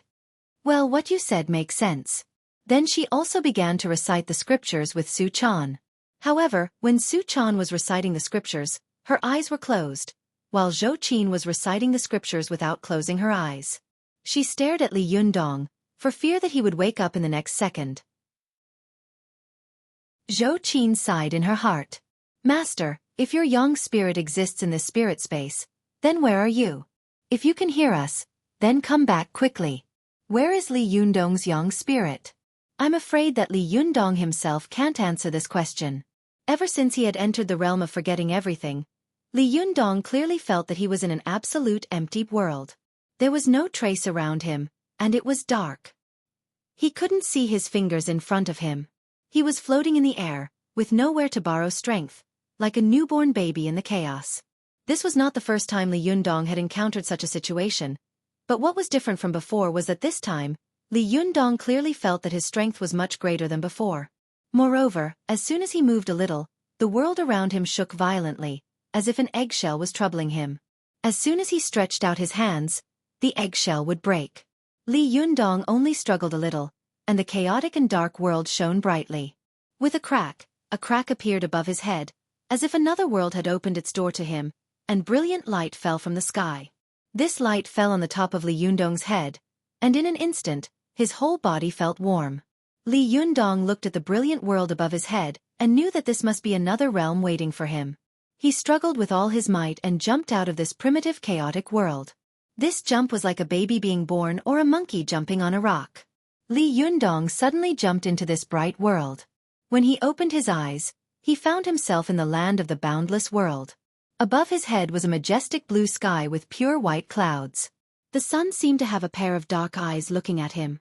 Below his feet was a vast land, a steel city, endless streams of horses and carriages, and countless mortals wriggling under his feet like a colony of ants. At this moment, Li Yundong suddenly understood. In an instant, he understood what the Taoist Taishi Wuji was and what the Buddhist Eight Great Freedom Heavens was. And at this moment, no one in the world knew that the moment Li Yundong was about to enter the indestructible Jinshin, he was the first to understand the mystery of Buddhism and Taoism. Since the end of the Ming dynasty and the beginning of the Qing dynasty, since the two great masters of the Wu Lu sect, Wu Shouyang and Lu Huayang, who were famous for their combination of immortals and Buddhism and Taoism, great cultivators who had comprehended Buddhism and Taoism to the realm of indestructible Jinshin in the past 300 years had come to the world again. Well, sorry, there are a lot of things to do, and it's late. I don't think I can catch up with the second update today. I owe you 2 updates, and I'll make it up in the future. In addition, I encountered a very interesting thing when I returned to Shanghai. Yesterday, when I was waiting for the train at the railway station, I suddenly saw a middle-aged Taoist priest in a white shirt, with bandages on his feet, a black hat, and a horsetail whisk in his hand. At that time, I secretly took a photo and posted it on Weibo. This is not an interesting thing, but this Taoist priest was drinking coke at that time, and next to him was a coquettish mature woman who was dressed in revealing clothes and had a tattoo on her back. Alas, I was shocked at that time. I really can't afford to hurt such a Taoist priest and a cultivator. Chapter 681. Bastard! In the Shangri-La Hotel in Donggu City, Seonji Tsunekatsu angrily threw the mobile phone in his hand to the ground. The newly launched Apple IV was smashed into countless pieces by him without mercy. In his room, Kaisai Hikaryuni opened his eyes slightly and said faintly, "Tsunekatsu, what did Buddha teach you? You have to be calm." Seonji Tsunekatsu said angrily, "Great monk, how can I be calm and normal? These cunning Chinese actually used such a despicable and shameless method to deal with us. They are all a bunch of cowards, a bunch of rats." At this time, the door of his and the great monk's room was also pushed open. It was Ise Shunguang of the Ise Shinto, dressed in a Japanese-style men's kimono, with his hands in his sleeves, walking in slowly. Behind him was still the Ksitagarba goddess Ise Chuyun, and behind her were many cultivators from other sects in Japan. Ise Shunguang glanced at the broken mobile phone parts and couldn't help laughing. "Ah, it seems that you have already gotten the news, Tsunekatsu." Seonji Tsunekatsu was furious, but he did not dare to neglect this middle-aged man who looked a little lazy. He turned around, put his palms together, and said, "Ise Shunguang, have you all received the news too?" At this time, cultivators from other sects in Japan poured in, filling the originally spacious and luxurious business room. Ise Shunguang leaned against the windowsill, touched his chin, and said with a smile, "Yes, otherwise, why would we all come here? To see your heroic posture of smashing your mobile phone?" Hearing his words, some cultivators from other sects who could not bear to see Seonji Tsunekatsu laughed in a low voice. Seonji Tsunekatsu's face turned red. He gritted his teeth and said, "Are you all here to laugh at me?" Ise Shunguang waved his hand and said, No, Tsunekatsu, don't get excited. Aren't you our vanguard? Now the situation has changed. Zhengyi School has changed the date. After discussing our opinions, we want to hear your opinion. Now, should we go or stay? Or should we fight?" When Kaisai Hikagi heard this, he immediately opened his eyes and looked at Imagawa Kagumo, who was in the crowd. Imagawa Kagumo nodded slightly at him. Kaisai Hikari calmed down, closed his eyes, and softly chanted the name of Buddha. Seonji Tsunekatsu also quickly glanced at Kaisai Hikaryuni, only to see him slightly nod his head with an undetectable movement. He immediately made up his mind and said loudly, "There is no reason to look back when the arrow is out of the bow. Although we are the vanguard group, since we are here, we should not be afraid to fight like those cowardly Chinas. Although we are fewer in number, we should face the difficulties head-on and defeat the China's cultivators with courage and determination." Seonji Tsunekatsu's words were full of vigor. Many cultivators around him nodded secretly. Some even responded loudly, "Tsunekatsu, well said. Tsunekatsu, please continue to lead us." "You're right. So what if we have fewer people? Since the Chinese changed the date at the last minute, it means that they're already afraid of us. In a battle between two armies, morale came first. If they admit defeat like this, do we still have to be afraid of them?" As soon as these people spoke, the atmosphere in the room suddenly became hot. Ise Shunguang curled his lips and murmured in a low voice, "What a headache. I knew it would be like this." When Seonji Tsunekatsu saw this, he walked up to him, put his palms together, and bowed. "Shunguang, although I am a nobody and my words have no weight, please, for the sake of our Japanese cultivation world, please work hard to move forward with us, please." Ise Shunguang stared at Seonji Tsunekatsu for a long time. He turned his head to look at Ise Chuyun beside him and sighed silently. He laughed and said, "You're too serious, Tsunekatsu. Our Ise Shinto is also a part of the Japanese cultivation world. Naturally, we will not be willing to fall behind others. Since we are here, we will definitely fight with all our strength and strive to win." Seonji Tsunekatsu was overjoyed when he heard this. For a moment, the Japanese cultivators in the room were also excited and shouting slogans. And at this moment, the room they were in suddenly trembled. The teacups in the room made clanking sounds, and the tea in the cups trembled to the point of ripples. Earthquake! Some cultivators were shocked. Seonji Tsunekatsu frowned and said, "No way? Dongwu City should not be in the earthquake zone. Chu Yun, who had a calm temperament, suddenly said, "It's not an earthquake. It's a cultivator who causes heaven and earth to tremble when he is comprehending the Tao." Everyone was shocked. Where could a cultivator be so powerful? How could he cause heaven and earth to tremble? This tremor came and went quickly. Soon, the room calmed down, and all the cultivators in the Japanese cultivation world suddenly felt a shadow in their hearts. Where on earth is this cultivator comprehending the Tao? It seems that this time, their wishful thinking may not be completely realized. In the past, Li Yundong had never understood why cultivators could challenge the power of heaven and thunder. When he had faced the heavenly tribulation, Li Yundong had realized the horror of heavenly thunder for the first time. It was a kind of power that could destroy heaven and earth. Yu Sunj. Especially after a cultivator's cultivation reached the sixth heaven of Yuanying, the Yin spirit would appear in the Niden, and then the Yang spirit would be cultivated. When the Yang spirit was cultivated to the highest level, it would really jump out of the cage and no longer be in the five elements. From then on, it would say goodbye to life, old age, illness, and death. Although the body might age, the cultivator's Yang spirit would become stronger and stronger, especially after cultivating to the Jinshin phase. With the condensation of the Jinshin, the cultivator's Yang spirit could almost be said to be immortal. Even if this body was destroyed, the cultivator could find a new body with his Yang spirit and the memory of his previous life, or be reincarnated. This cycle would continue until the end of the world. For cultivators who had cultivated to this level, it was difficult for any magic treasures in the world to kill them. Only the magic circle could break them, and only heavenly thunder could kill them. When encountering heavenly thunder, cultivators couldn't even avoid it. Why would they go there knowing that there was a tiger in the mountain? The zhenqi of cultivators came from essence, qi and blood. And people ate the five elements of heaven and earth and turned them into essence, qi and blood through the five internal organs. Therefore, the zhenqi of cultivators actually came from the five internal organs of the human body and the five elements of heaven and earth, and heavenly thunder was the supreme power above the five elements. When the heavenly thunder from the ninth heaven struck down, the five elements in the body would be broken and the order of the small universe would collapse. It was absolutely an extravagant hope to resist a second time with qi. But it could only block one heavenly thunder, and the second one would be destroyed. What was the point?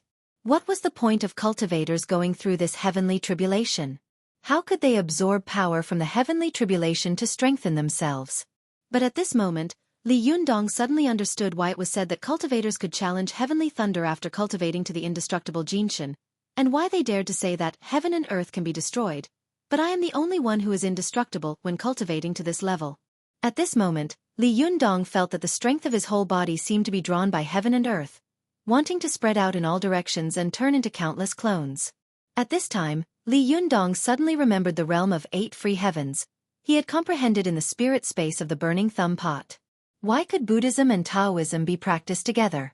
The origin was that whether it was Buddhism or Taoism, it was a process of searching for oneself and one's true self. The great cultivators of Taoism had been called Zhenren throughout the dynasties, and the great cultivators were called Great Zhenren by those in power.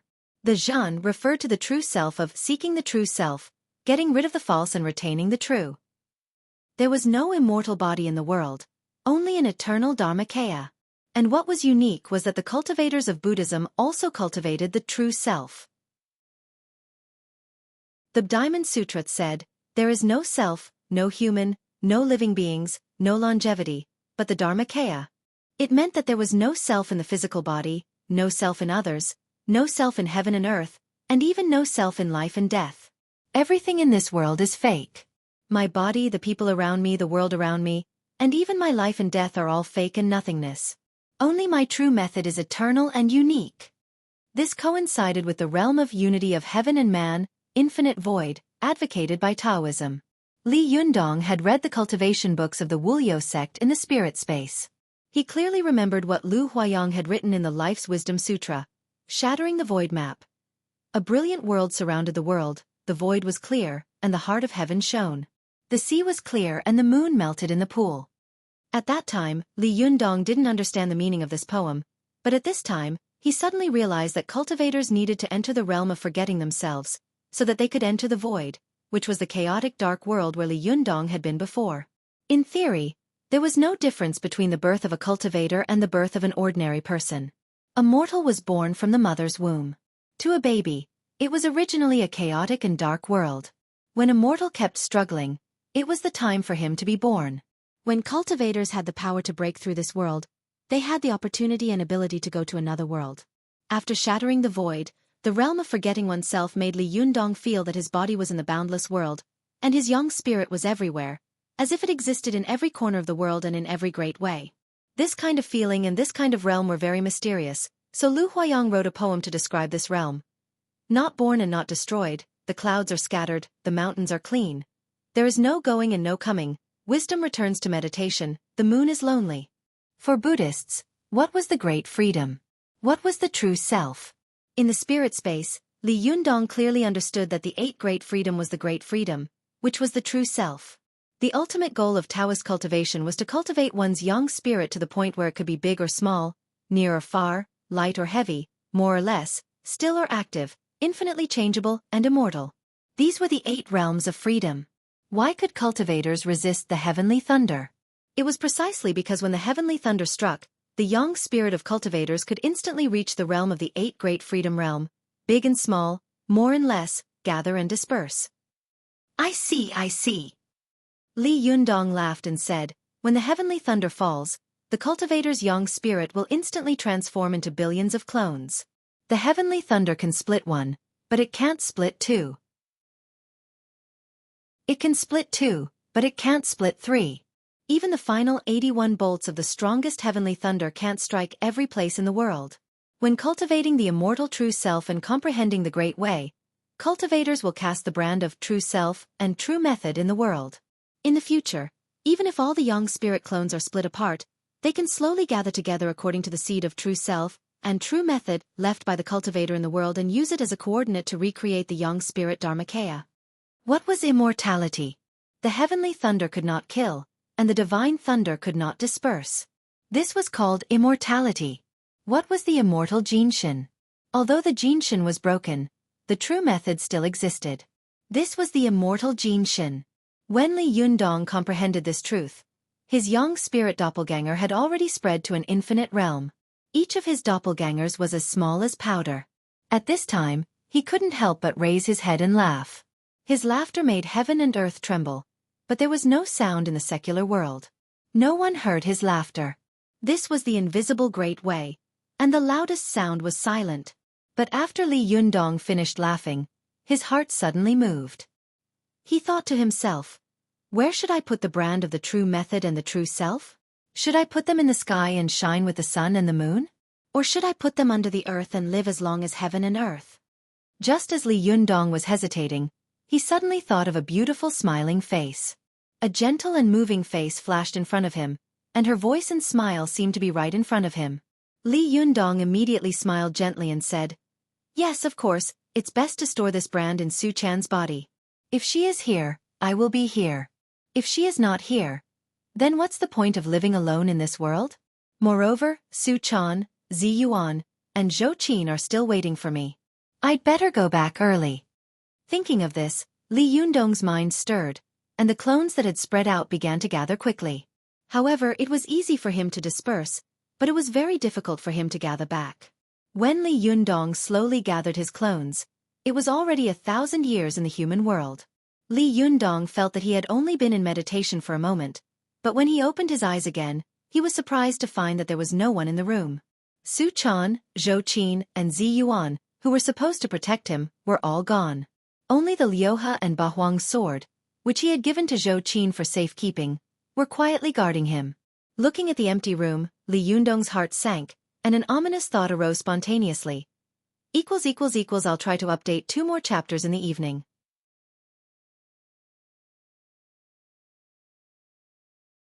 Chapter 682. Oh, Master, hurry up. We're not going to make it. On a side peak of Mount Longhu. Yusun, unlike in the past, Zhang Lufang had specially put on the special Taoist robe of the Zhengyi school of Mount Longhu. At this time, she was wearing a black robe, with a black and white yin-yang pattern embroidered on the chest. She wore a low black Taoist crown with vertical patterns on her head, a horsetail whisk more than 2 feet long in her other hand, and a pair of light blue cloth shoes with 1,000 layers of soles on her feet. Although the black Taoist robe covered her from head to toe like a straight tube, and no curves could be seen all over her body, making her look too solemn and even a little lethargic, Zhang Liufeng's pretty face was smiling, and her beautiful eyes were sparkling, which made people couldn't help but praise her in their hearts. What a beautiful little Taoist nun. Zhang Liufeng urged loudly at the front door. Soon, a tall foreigner with blonde hair, blue eyes rushed out of the wing room in the backyard of the Taoist temple. This foreigner was none other than Hardadef, who had been rescued by Zhang Liufeng and Zhang Kongyun. Hardadef was wearing a dark blue Taoist robe, and the Taoist crown on his head was crooked. He seemed to be very unused to the cloth shoes on his feet. He walked a little crookedly, and his posture was ridiculous. But even so, he still grabbed the sleeve of an old Taoist priest with one hand and kept shouting, "Master, eldest Xueqi is calling you to hurry up. You have to hurry up." Zhang Kongyun was wearing a golden Taoist robe with blue edges. He hadn't even put on his robe yet, and his clothes were disheveled. As he was dragged away by Hardadef, he bulged his eyes and shouted, "Be ****, how can you treat your master like this? Let go of me, let go of me. It's inappropriate for others to see us like this. If you don't let go, I'll kick you out of the door."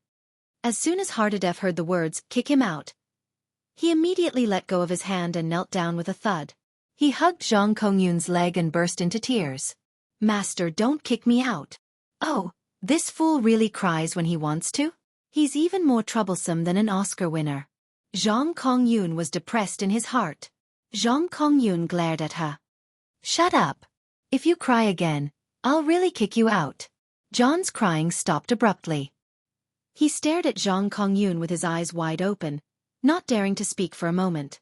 Zhang Kongyun also stared at him and muttered to himself, "This guy can be really stupid sometimes, but he's not stupid at this moment." Was this guy really stupid or was he just pretending to be stupid? The two of them stared at each other for a while. Zhang Kongyun suddenly waved his hand impatiently and shouted, "Get up, get up. I can't walk if you hug my leg like this." Hardadef quickly let go of his hand, grabbed Zhang Kongyun's sleeve, and walked out with all his might. As he walked he shouted, "Master, let's go. Eldest senior sister is calling you." Zhang Kongyun didn't know whether to laugh or cry. He shouted, "Let go of me. My sleeve is torn by you." At the door, Zhang Liufeng saw them, one old and one young, one from a middle school, one from a foreign school, one from a foreign school, one from a native country, one from a foreign country, and the other from a foreign country. The short journey had caused them to spend a lot of time walking and stopping. She couldn't help but laugh so hard that her body shook. Zhang Kongyun was furious when he saw her like this. He was so angry that he glared at her and said, "You be ****starred girl. The second thing I regret in my life is that I listened to your nonsense and accepted this hateful foreigner as my disciple. Damn it, I'm so angry. Why did I have to be so soft-hearted in the first place?" Ever since they left Mount Longhu, Zhang Kongyun and Zhang Liufeng had returned to their Taoist temple, and an endless nightmare had begun. Although Hardadef's body had gradually recovered, his brain was still not working well.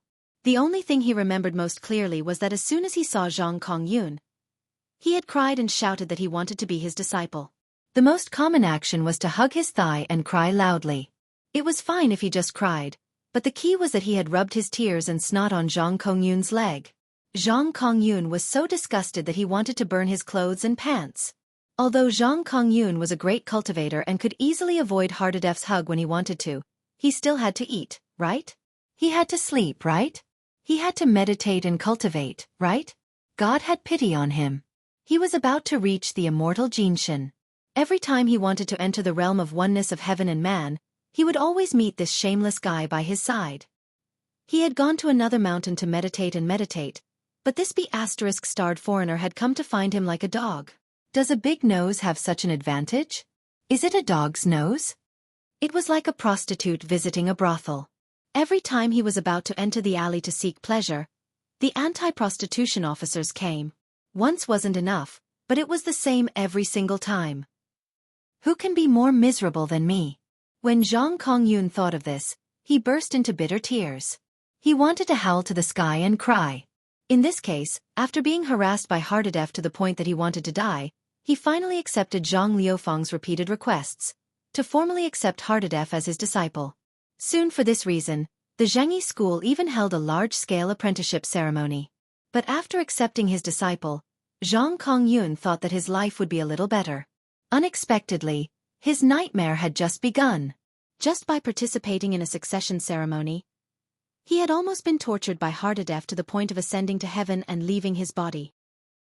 When Zhang Lufang heard Zhang Kongyun's scolding, she couldn't help but ask curiously, "The second thing you regret? Then what is the first thing you regret?" Zhang Kongyun's eyes bulged and he said angrily, "The first thing I regret is taking you as my disciple." Zhang Lufang suddenly said angrily, "Master, how can you say that? What does this have to do with me?" Zhang Kongyun glared at him and said, "If you hadn't saved this foreign devil, there wouldn't have been such a mess today. If you hadn't insisted that I accept him as my disciple, I wouldn't have been in such a mess. Damn it, it's really damn it. Cultivators don't cultivate. Instead they do all these dirty things. I'm so angry." Zhang Lufang laughed so hard that her whole body was twitching. She rubbed her cheeks hard with one hand and rubbed her stomach with the other. She squatted on the ground and said, "Master, this is your fate. You have to accept it."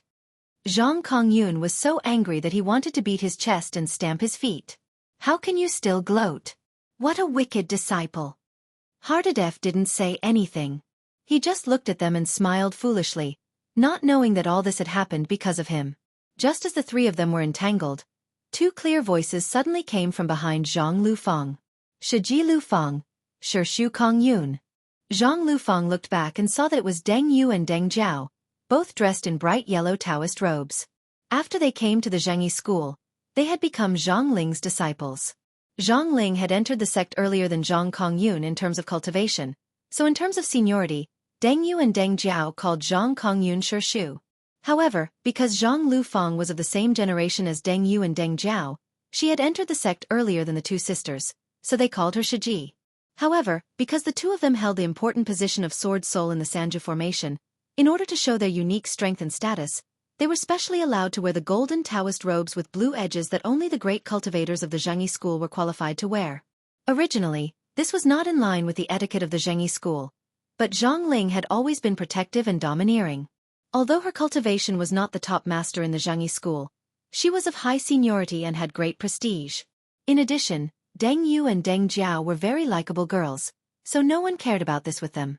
Although Zhang Lufang was an authentic inner disciple of the Zhengyi school, she was young, so her seniority was also low. It was rare for someone of her age to call her senior sister. Therefore, when she saw the two beautiful sword souls, she was so happy that she beamed with joy. "Ah, it's you guys." Zhang Lufang turned around with a giggle and greeted them warmly. Deng Yu blinked her eyes, looked at Zhang Lufang curiously, and said with a smile, "Xueqi Lufang, why are you smiling so happily?" Just as Zhang Lufang was about to open her red lips, she saw Zhang Kongyun immediately glare at her, as if warning her that if she dared to tell anyone about this, she would immediately be expelled from the sect. Zhang Lufang rolled her eyes and said with a smile, "Nothing." "Junior sister Deng Yu and Deng Jiao, what are you doing here?" Deng Jiao was still very reserved and shy, as if it was very difficult for her to say a word or two to a girl of the same age. She looked softly at her sister and motioned for her to speak.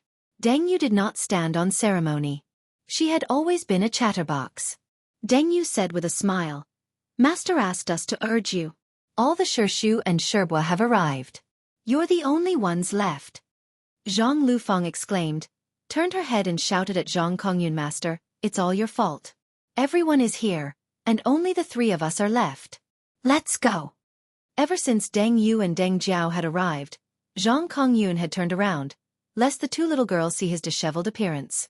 After tidying up for a while, he turned around and said to Deng Yu and Deng Jiao with a serious face, "Well, I see. Thank you for informing us. We'll go now." After that, he glared at Hardadef, then walked forward with his hands clasped behind his back, looking extremely dignified. But when he walked up to Zhang Lufang, he suddenly winked at her and whispered, "Hey, is my hat crooked?" Zhang Lufang took a look and found that Zhang Kongyun's head couldn't be more crooked, just like the Leaning Tower of Pisa. She suddenly burst into laughter, but she quickly restrained her smile and said seriously, "Master, you're very handsome." Zhang Kongyun looked at her suspiciously and supported his head with his hands, so his hat tilted from one side to the other. After struggling for a while, He finally felt relieved. He flicked his sleeves and walked out with a snort. John was engrossed in watching from the side. He also imitated Zhang Kongyun's posture and wore his hat crookedly. Then, he flicked his sleeves and imitated Zhang Kongyun's way of walking and walked outside. When Zhang Kongyun heard the movement behind him, he turned his head and was immediately furious. He pointed at Hardadef and said, "You don't follow me." Zhang Lufeng immediately said angrily, "Master, Hardadef is your disciple. He's also a disciple of our Zhengi school. Why can't he go?" Zhang Kongyun was suddenly speechless. He snorted angrily, flicked his sleeves, and left. Hardadef immediately followed suit. He flicked his sleeves, snorted, and swaggered after him. Deng Yu and Deng Jiao, who were watching from the side, wanted to laugh, but they didn't dare to. Their shoulders were trembling. When Zhang Kongyun walked far away, Zhang Lufeng grabbed Deng Yu's arm and asked nervously and excitedly, "Hey, how many people came this time? How is it? Isn't it lively?" Deng Yu also became excited. "There are so many people. I've never seen so many cultivators gathered together. It's so lively. Come with us and have a look. Cultivators from many sects have come. I'm afraid there are thousands of people on the field." Zhang Lufeng, on the other hand, was eager to see the world in chaos. Her eyes lit up, and she excitedly took Deng Yu and Deng Jiao's hands and ran. As she ran, she asked, "Which sects and people have come? Tell me quickly." Deng Yu counted with his fingers and said seriously, 35 people from the Chuanjin Dragon sect have come, which is the most. 8 people from the Chuanjin Nanwu sect have come, 7 people from the Qingwei sect, and well, it seems that there are more than 20 people from the Jinshan sect. Zhang Liufeng's pretty face was shining with excitement. "Are there any handsome men? Have you seen any handsome men?" Deng Yu was overjoyed, as if he had found a kindred spirit. He quickly nodded and said, "Yes, yes. Several of them are quite handsome." Zhang Lufeng was also overjoyed. She laughed and said, "Wow, there are handsome men to look at. Hey, by the way, where's Super Li? Where's your classmate, Super Li? Is he here? Headache, I can't update the 3rd chapter today. I still owe you 2 chapters. Please rest assured, I will make up for it." Chapter 683. At the mention of Super Li, Deng Yu and Deng Jiao immediately stopped in their tracks. They were curious and puzzled. At the same time, they looked at Zhang Lufeng in surprise and asked, "Shiji Lufeng, is Li Yundong also coming to the ceremony today?" Zhang Lufeng also stopped and looked at Deng Yu and Deng Jiao strangely. "Don't you know? Li Yundong has a good relationship with Zhenren Zi Yuan. There's no reason for him not to come." Deng Yu and Deng Jiao looked at each other. Deng Yu said, "I don't know. We didn't see Li Yundong." A look of disappointment flashed across Zhang Liufeng's face. Super Li didn't come? It's so boring. Then there's nothing to see. Deng Yu blinked her eyes and persuaded, "Senior Sister Lufeng, maybe he'll be here when we go again?" Zhang Liufeng's face lit up with joy. Yes, what you said makes sense. Let's hurry up." The 3 of them chattered all the way and ran quickly. It didn't take long for them to arrive at a Taoist temple on a side peak of Mount Longhu. The scale of this Taoist temple was not very large, and its outer wall was only about 1 meter high. It had white walls and black tiles, and there were 4 huge silk paintings hanging on the wall. These paintings were of the 4 great divine beasts: azure dragon, vermilion bird, white tiger, and black tortoise. At the entrance of the Taoist temple, there were 4 statues of gods in golden armor. They were majestic, as if they had descended from the sky and were lifelike. After Zhang Lufeng, Deng Yu, and Deng Jiao arrived, they stopped talking and followed Zhang Kongyun obediently, but they couldn't help looking around curiously. In order to welcome the inauguration ceremony of the Linggong sect, the Zhengi school had specially sealed the mountain early. In order to prevent some tourists from entering by mistake from disturbing the ceremony, they had chosen a relatively remote Taoist temple on a side peak. Fortunately, Mount Longhu was a Taoist holy land, and there were Taoist temples everywhere. Although the arrangement of the Zhengi school was sudden, it did not affect the ceremony. After Zhang Lufeng and the others entered the gate of the Taoist temple, they suddenly saw a vast expanse of flat ground in the Taoist temple. The field was paved with green bricks. On the east side of the field was a rather majestic Taoist temple pavilion. Inside the pavilion were worshipped Heavenly Primogenitor Lingbao, and Heavenly Primogenitor Dao Da. Outside the pavilion was a statue of Celestial Master Zhang. In front of the statue was a huge bronze tripod. Inside the tripod was an incense stick as thick as a person's forearm. When the incense stick was lit in the field, green smoke curled up in spirals. However, it magically gathered and did not disperse. "You almost there?" After Zhang Lufang followed Zhang Kongyun to the field, she looked around curiously. Deng Yu and Deng Jiao saw that Zhang Ling, Zhou Ping, and the others were busy socializing with people from other sects and didn't have a chance to talk to them. They stayed in front of Zhang Lufang and asked curiously in a low voice, "Shiji Lufang, are there so many cultivators in our country? I really didn't know before." Zhang Lufang said with a smile, "Of course. Although it's the age of chaos now, the country has been relatively lax in recent years, so the number of people has slowly increased. Moreover, only the senior masters and the best of the younger generation from each sect have come. They are all 1 in 100 figures. It's a pity that you didn't go to the Taoist assembly last time. If you had, you would have seen more young masters. This time, there are more seniors from various sections. TSK, I didn't see any handsome guys. It's boring." Deng Yu asked curiously, "Are there many young masters at the Taoist assembly?" Zhang Lufang looked around and replied, "Of course, this is a meeting specially set up for the masters of the younger generation in the cultivation world to make a name for themselves." Deng Yu asked curiously, "Is there anyone among the young masters who is more powerful than Li Jiandong?" Zhang Lufang laughed and said, "If they are more powerful than Super Li, can Super Li still be considered invincible? Of course they are not as powerful as him." Although Deng Yu already knew these things, when she heard others praise her former classmate and her savior, she was overjoyed, as if others were praising her. She thought of the prestige of Super Li, and couldn't help but think of his mighty figure at the Taoist assembly. She couldn't help but be fascinated. It's a pity that he didn't come. If only he had come. It said that he is an invincible master. I really want to see how invincible he is. Her sister, Deng Jiao, was shy and had not spoken, but when she heard this, her eyes couldn't help lighting up. She was in a trance, as if she couldn't wait to go back to the day of the Taoist assembly and see Li Jiandong's divine power. Zhang Lufang also sighed. After looking around, she pursed her lips and said, "It's boring. I've seen all the handsome guys who came. They are nothing more than Yu Shang and the others from the Chuanjin Dragon sect. It's boring." As she spoke, she heard a voice coming from the side. "Hey, you guys are praising Li Jiandong like a flower. Is it necessary?" When Zhang Lufang, Deng Yu, and Deng Jiao heard this voice, they turned their heads and saw a woman wearing a short red robe with a long blue gown inside, and a short black Taoist crown on her head looking at them with an unconvinced expression. Zhang Lufang could tell at a glance that the woman in front of her was dressed in the Taoist robe of the Maoshan sect, and this pretty woman was Mao Yuchang, the daughter of the leader of the Maoshan sect. Because of the mystical silver fox, the Taoism of the north and the south of China had once led to a 10-year war. This war had swept through China's Buddhism, Taoism, and Confucianism, from the royal family to the common people. No one had been spared. Although 1,000 years had passed, and the Taoism of the north and the south were no longer as incompatible as before, the gap still existed.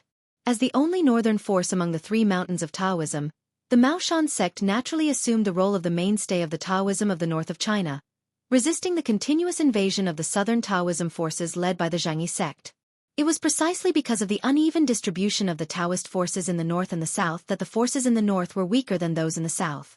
Therefore, the Taoist sects in the north had always been on the defensive in a very low-key manner. Whether it was the siege of Mount Tianlong, the Taoist assembly, or the pill-seizing battle on Mount Gazao and Tiandu Peak, they had not sent anyone to participate. Even the cultivators of their sects had rarely been involved in the world. Therefore, Mao Yuchang, who had been strictly controlled by her father and almost never walked in the secular world, had only heard of Li Yundong's name, but had never seen him. In addition, she was also a talented cultivator of the younger generation, and her conceit was no less than that of Zi Yuan. Naturally, she was not convinced by Li Yundong. Zhang Lufang looked at Mao Yuchang and saw that the daughter of the leader of the Maoshan sect was born with a face as beautiful as a flower and as beautiful as the moon. She was even prettier than herself, which attracted the attention of many young cultivators in the sect. She secretly pouted and said indifferently, "So it's a fellow Taoist of Mao Shan's sect. Sorry for not recognizing you." Seeing that Zhang Lufang didn't like her, Mao Yuchang was also extremely proud. She snorted and said, "If he is really invincible, Li, why didn't he come? Didn't they say that he has a good relationship with Zi Yuan?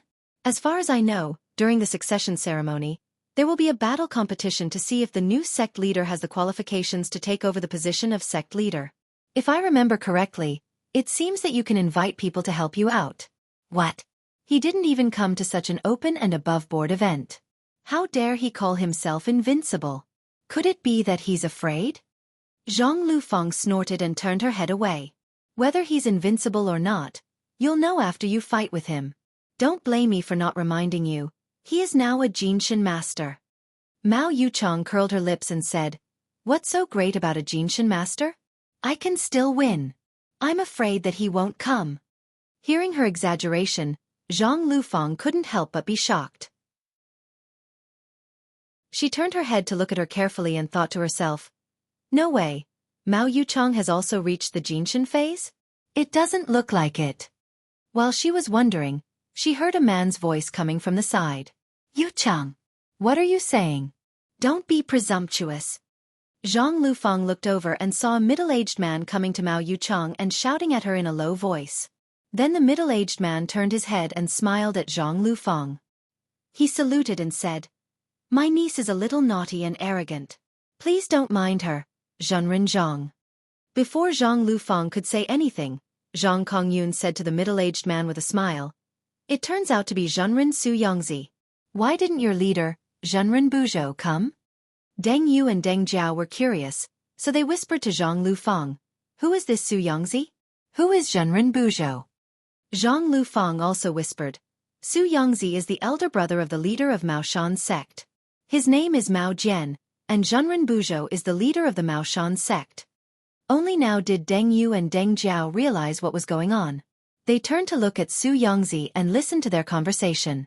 Su Yongzi smiled and said to Zhang Kongyun, "Our leader is in closed-door cultivation and can't get away, so I had to come on his behalf."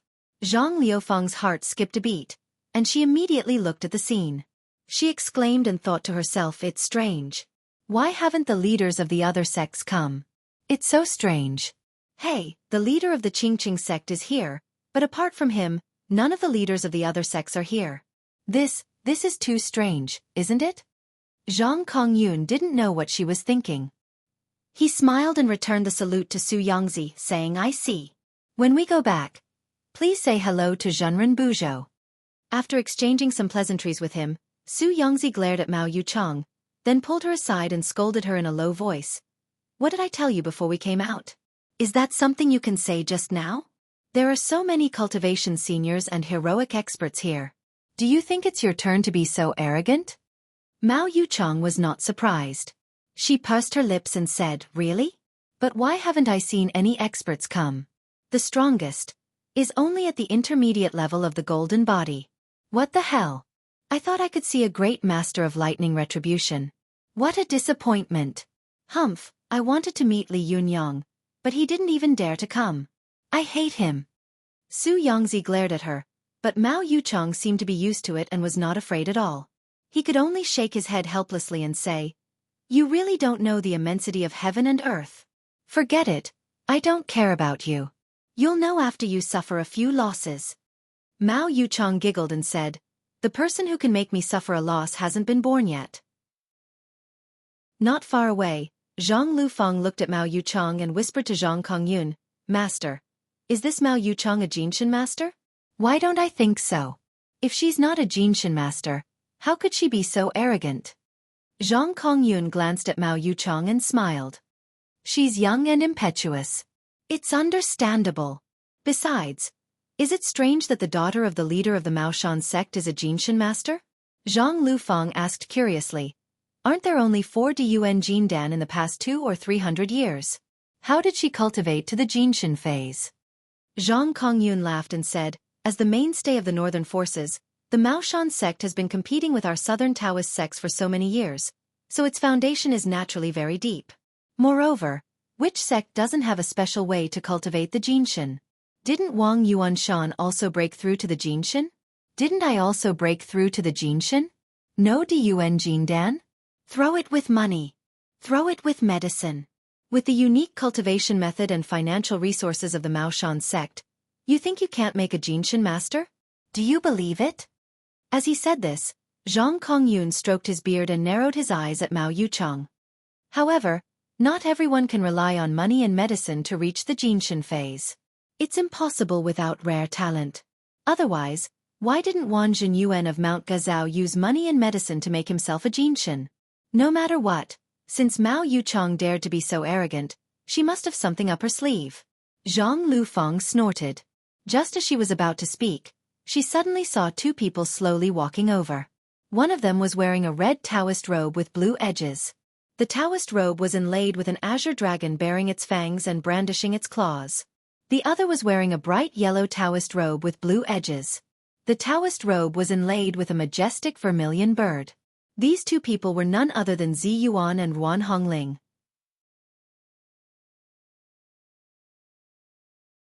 Chapter 684.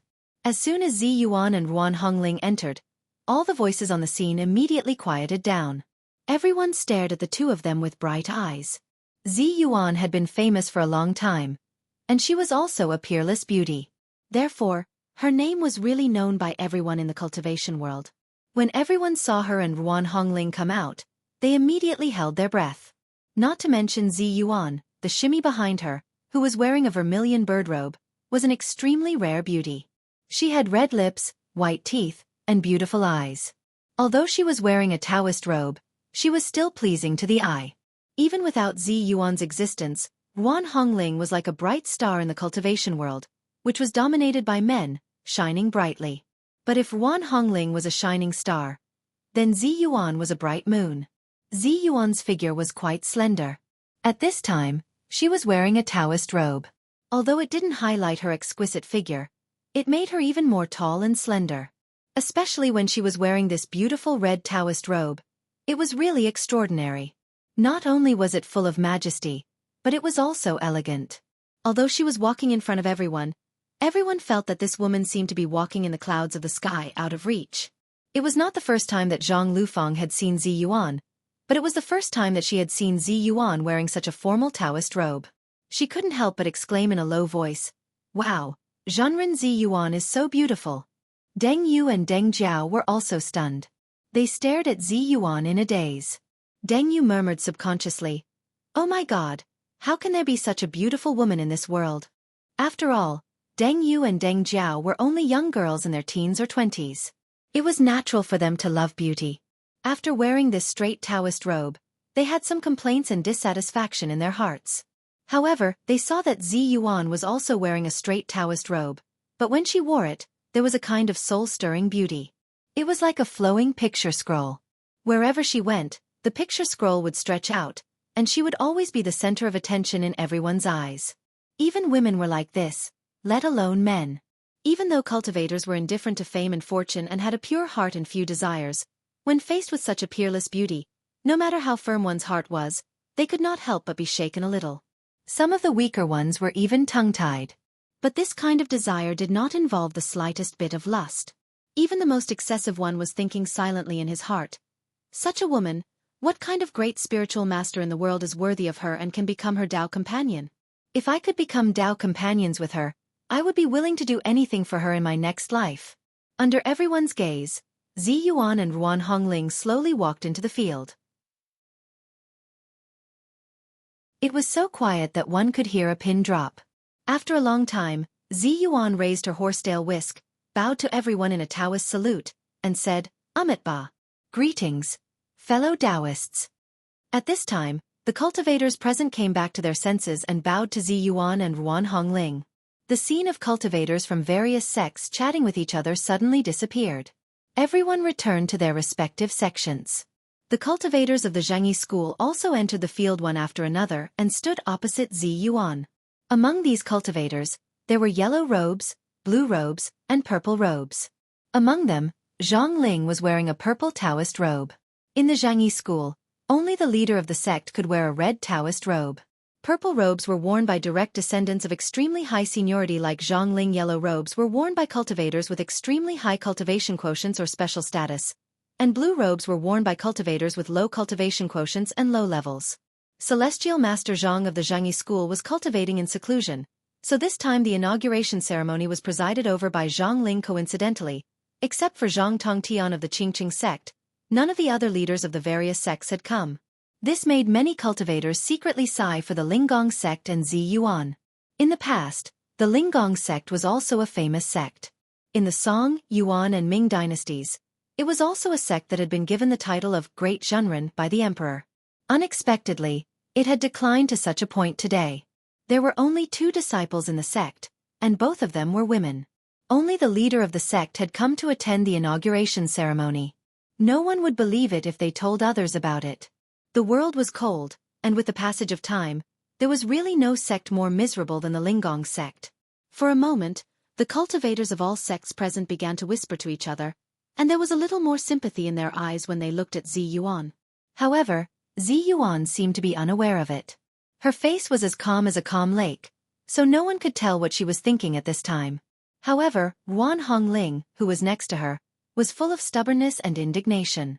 Zhang Lufang looked at the scene and sighed in a low voice. Alas, Zhenren Zi Yuan was really born at the wrong time. If she had been born 300 years earlier, I'm afraid she would have been a fairy who would go down in history like Yi Xiangu. But nouj. I hope she can succeed in taking over smoothly.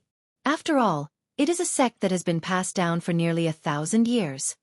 Zhang Kongyun suddenly sneered and said, "Do you want her to succeed?" Zhang Lufang asked curiously, "Why not? We are all from the same sect. Why don't you want her to succeed?" Zhang Kongyun shook his head and said, "If Zi Yuan succeeds, it will be a disaster rather than a blessing. The disadvantages outweigh the advantages." Zhang Lufang asked in surprise, "Master, what do you mean? Do you want this sect to disappear from now on?" Zhang Kongyun looked back at Zhang Lufang, sighed, shook his head, and said, "Forget it. You don't understand. It's better not to understand in the future." As he spoke, he looked at Zi Yuan with pity and whispered in his heart, "Zi Yuanj, if you are really smart, don't take over the position of leader. This is a big fire pit." While he was sighing in a low voice, Zhang Ling walked out of the field. She walked to the center of the field according to the rules of the Linggong sect and loudly announced the official start of the ceremony. Soon, the disciples of the Xueqi school filed into the field with incense burners, horsetail whisks, treasured mirrors, and other Taoist magical items. For a moment, the field seemed solemn. After Zhang Ling waited for them to stand, she took out a scroll from the sleeve of her Taoist robe, slowly unfolded it, and read it aloud. She was talking about the etiquette of the Xueqi school that had been passed down for thousands of years. After reading this long speech, Zhang Ling put away the scroll and looked at Zi Yuan with a serious face. She said loudly, "Zi Yuan, are you confident that the code of the Linggong sect will continue to be passed down to the world from generation to generation?" Zi Yuan chanted the Taoist name, "Amitba, I am confident."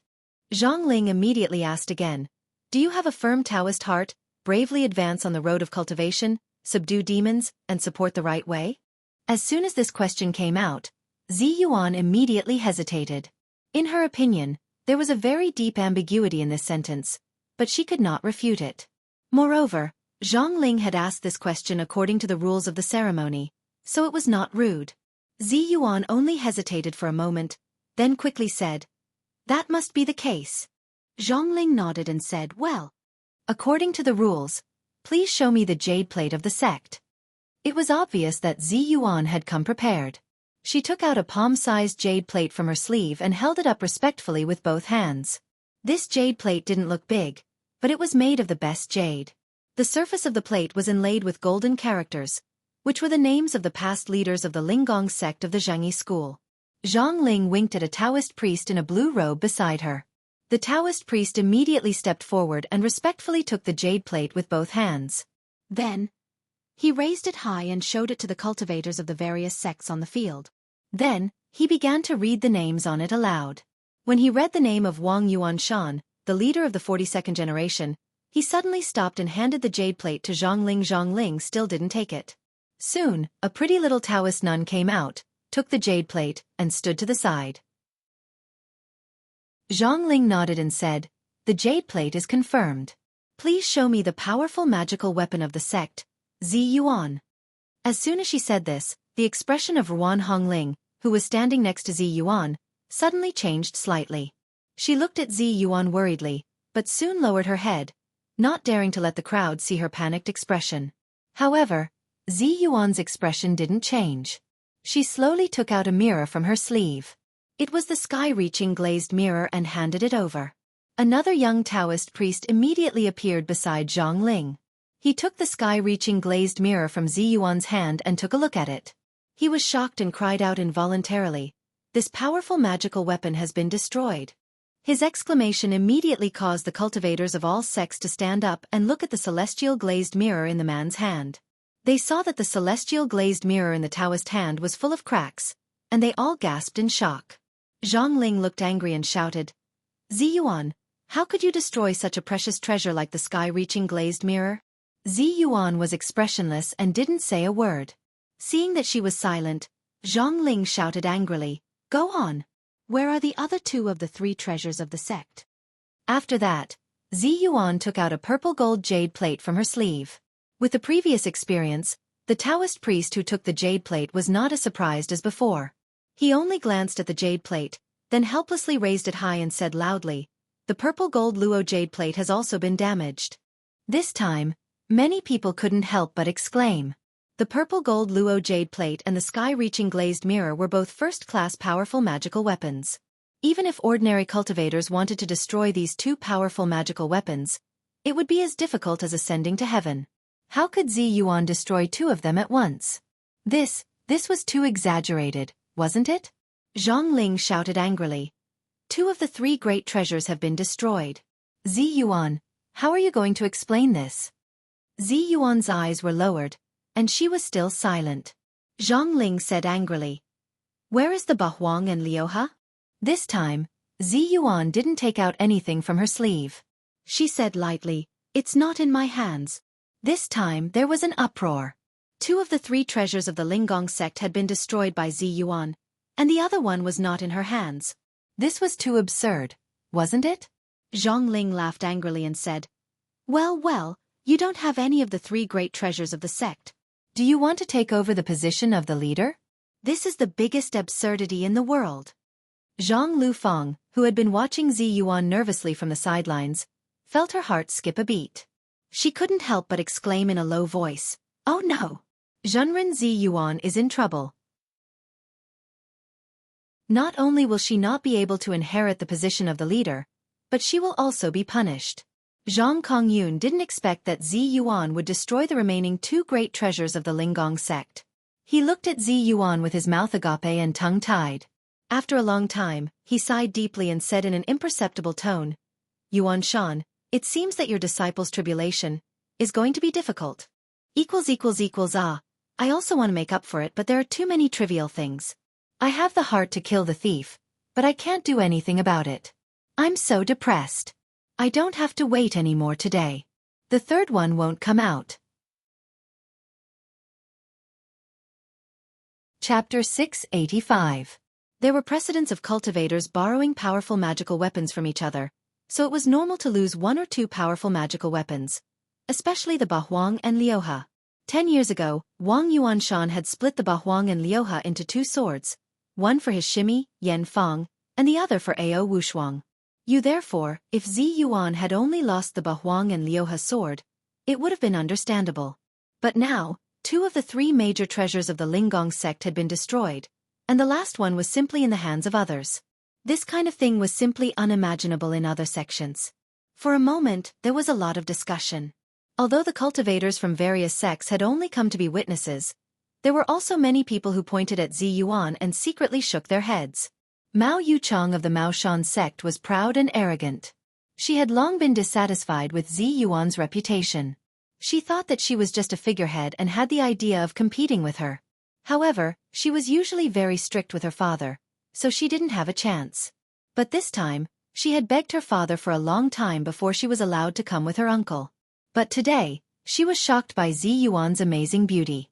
At this time, seeing Zi Yuan being silently criticized by everyone, she immediately sneered and said, "You can't even control the powerful magical weapon of the sect, and you still want to be the leader? What a joke!" Her sneer was neither loud nor soft, but it was loud enough for many cultivators to hear. Many of them looked at her. Su Yongzi immediately glared at her. "Yu Chong, shut up." Mao Yuchong snorted and turned her head away, not saying another word. At this time, Zhang Ling glared at Zi Yuan. "Zi Yuan, do you have anything to say?" Zi Yuan was silent for a while, then opened her red lips and said, "Zi Yuan has nothing to say." Zhang Ling walked up to the glass mirror of sky and pointed at the magic treasure that made countless cultivators jealous. She said angrily, "How did you destroy this glass mirror of sky? Tell me." Zi Yuan lowered her eyes and said in a faint voice, "Since it's already damaged, what's done can't be undone. What's the point of asking?" Zhang Ling was furious. "Bastard!" This magic treasure was not only created by Gu Yifei, the Grand Master of the Linggong sect, but it had been passed down for nearly 1,000 years. Today it was actually destroyed by your hands. How are you going to face your master? How are you going to face the ancestors of Lingbao sect? Zi Yuan kept her mouth shut and did not say anything. "You almost there?" Seeing that she did not speak, Zhang Ling continued to shout, "Do you think you can keep quiet?" She then turned to the blue-robed Taoist priests behind her and barked, "Tell her what punishment she deserves for destroying the sect's magic treasure." A Taoist priest came forward and looked at Zi Yuan sympathetically. He coughed dryly and said loudly, "Grounded, face the wall for 10 years. When these words were spoken, everyone was shocked. Facing the wall for 10 years was a nice way to put it, but in reality, it was imprisonment for 10 years. None of them dared to imagine that a beauty like Zi Yuan would be imprisoned alone for 10 years, accompanied by a lamp and sleeping alone with a lonely shadow. What kind of consequences would that be? What kind of scene would that be? Ruan Hongling's whole body trembled. She suddenly raised her head and looked at Zi Yuan with her eyes wide open. Her eyes were full of fear and unwillingness. Zhang Ling fiercely turned her head and shouted angrily at the Taoist, "Bastard, this is the punishment for destroying a magic treasure. What if you destroy 2 of them?" Zi Yuan's beauty was devastatingly beautiful, especially her extraordinary temperament, which made people admire her. As the saying goes, a graceful lady is a gentleman's dream. Almost all the young male cultivators present admired her, and this Taoist priest was no exception. He wanted to get away with it, but he didn't expect to be pointed out by Zhang Ling. He immediately blushed with shame and said, Strip off her robe and she will be grounded for the rest of her life." Zhang Ling stared at Zi Yuan coldly. "What about the powerful magic treasure of the sect?" The Taoist priest's face changed, and he said with difficulty, "Destroy, destroy. Destroy her cultivation quotient and expel her from the sect." There was a sudden commotion among the crowd. They all stared at Zi Yuan with their eyes wide open, and their hearts were extremely shocked.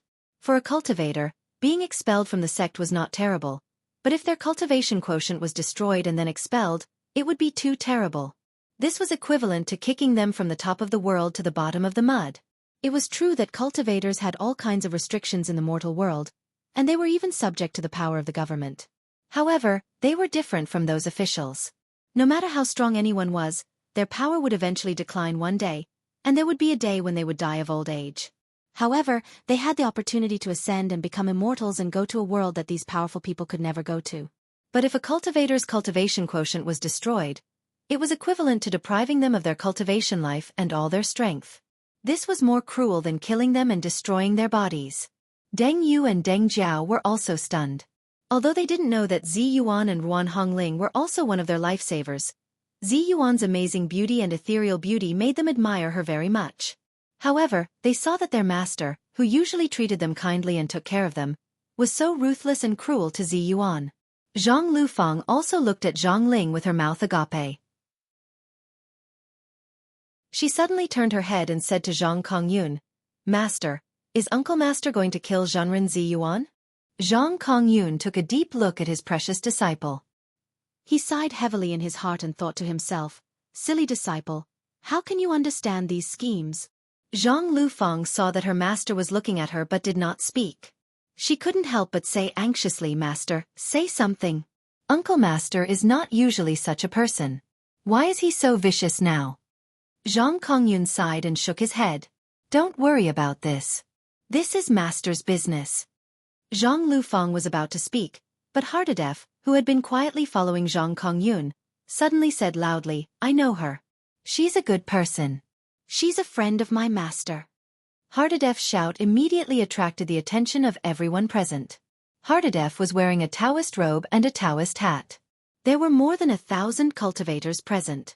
Although he had a big nose and deep eye sockets, no one noticed him.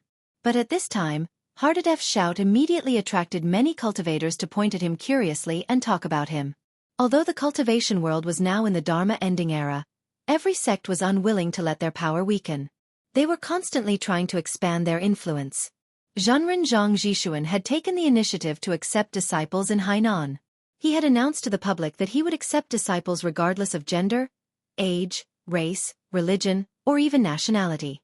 As long as the other party had a heart for the Tao and a heart of kindness, he would accept them as his disciple. It was also because of the situation that all the sects had slowly begun to accept some foreign people. However, there were also many sects that stubbornly stuck to the rules of their sects, and Zhengyi school was one of them. Because of Hardadef, there had once been a fierce debate in Zhengyi school. Although Zhang Ling was overbearing and protective, she had a long-term vision. It was precisely because of her strong opposition that Zhang Kongyun had finally accepted Hardadef as his foreign disciple. It was also because of this that Hardadef's shout at this time made the cultivators of Zhengyi school feel a chill down their spines. The cultivators, who had originally had a lot of opinions about Zhang Ling and Zhang Kongyun accepting this foreign disciple, immediately glared at Zhang Ling and Zhang Kongyun angrily. Zhang Ling was even more furious. She glared at Zhang Kongyun fiercely, as if to say, why can't you even discipline a disciple? Don't you know what kind of occasion this is? Zhang Kongyun suddenly felt a headache coming on. Even though he was a great cultivator with great cultivation, he broke out in a cold sweat at this time. What made him complain the most was that Hardadef had said, she is my master's friend. This had really caused him to suffer. Zhang Kongyun didn't know that the master Hardadef was talking about was actually Li Jiandong, but no one present knew this. They thought that Zhang Kongyun and Zi Yuan had secretly communicated with each other. Zhang Kongyun quickly stood up and saluted to the crowd. Everyone, my disciple is a little confused, and his words are a little muddled. Don't believe him. I'm just a fellow disciple of Zhenren Zi Yuan, and we don't have any personal relationship. How could the crowd believe him? Mao Yuchong sneered and said, it turns out that the Zhengyi school is so desperate to accept disciples. They even accepted such a fool as their disciple. I admire them. Sure enough, they have a way. The northern Taoist sects had always been at odds with the southern Taoist sects, and the southern Taoist sects were not monolithic. The major sects fought openly and secretly, and the disputes were endless. Mao Yuchong's words immediately caused the cultivators of the other sects to snicker. Su Yongzi looked at his precious niece and felt a headache coming on. He grabbed Mao Yuchong and said angrily in a low voice, if you continue, I'll send you back immediately. Mao Yuchong's father had been in seclusion all year round. She had been brought up by her uncle since she was a child, so she had long been immune to his tricks. She chuckled and closed her mouth, but her eyes kept rolling. Mao Yuchong's sarcasm made the cultivators of the Zhengyi school feel a little embarrassed. Zhang Ling glared at Zhang Kongyun angrily and shouted, Chong Lingzi, how do you discipline your disciple? Although Zhang Kongyun's cultivation was much higher than Zhang Ling's, he didn't dare to refute the elder Shiji's shout in public. He lowered his head honestly and said, Elder Shiji, I didn't discipline my disciple well. Please forgive me. After that, he turned around and glared at Zhang Lufang angrily. Zhang Lufang was also startled by her master's glare. She quickly grabbed Hardadef and glared at him. What nonsense are you talking about? How is master a friend of Zhenren Zi Yuan? Hardadef looked around blankly. Suddenly he hugged his head and cried, ah, my head hurts so much. Zhang Kongyun hurriedly shouted at Zhang Lufang in a low voice. You wicked girl, take him back. How could Zhang Lufang be willing to leave? She answered, but she stretched out her hand and patted Hardadef on the back twice, trying to help him flatten his chest. Her touch just happened to land on Hardadef's Ling Tai acupoint. Hardadef let out a cry and immediately stopped screaming. His injuries had almost recovered, and there was only one chi knot left in his body that had not been opened. However, he had been pestering Zhang Kongyun these days, so Zhang Kongyun had no time to avoid him. How could he be in the mood to give him qi to heal his spirit? Zhang Lufeng had accidentally unlocked the last qi knot in Hardadef's body. The memories that had been locked away in his mind flooded out with a hum. He was tongue-tied and stared blankly in front of him. His memories of the past and his experiences after coming to the country flashed before his eyes like a movie. Zhang Lufeng waved her hand in front of his eyes, pushed him and shouted, "Hey, Big Nose, are you okay?" Only then did Hardadef suddenly come to his senses. He looked around with a complicated look in his eyes, and soon returned to his usual silly smile. He smiled foolishly and said, "I'm fine, Xueqi, I'm fine." Zhang Lufeng didn't know about Hardadef's change. She looked at him strangely and said in a low voice, "Hey, this is not the sect. Don't talk nonsense. Otherwise, I won't be able to save you if you go back and suffer." Hardadef smiled foolishly and didn't say anything more, but his eyes were less silly and more clear as he looked at the scene. Chapter 686. Seeing that Hardadef had finally calmed down, Zhang Lufeng breathed a sigh of relief. She saw that everyone was looking at Zi Yuan again. Only her master was glaring at her angrily. She quickly changed the topic with a smile. "Master, why is Uncle Master so cruel to Zi Yuan? Uncle Master is not usually such a person." How could Zhang Kongyun not know what she was thinking? But now was not the time to settle accounts. He snorted angrily and said in a low voice, "Factional strife, power struggle, what do you, a child, know? In the face of such factional strife, whoever is a good person is a sinner. Do you think I don't want to help Zi Yuan? But why don't I? Think about it yourself." Zhang Lufeng pouted. "Humph, I'm not a child. I'm already very old. Is factional strife so terrible? Can it make a person become another person?" Zhang Kongyun sneered and said, "Where there are people, there will be Jianghu, and where there is Jianghu, there will be strife. Do you think that even the high and mighty sect master Celestial Master would never engage in such scheming? Humph, what a joke. Anyway, don't talk too much about this matter. Uncle Master is doing this for the foundation of our Zhangyi school for more than 1,000 years. She has her reasons." Zhang Lufeng snorted. "What reasons?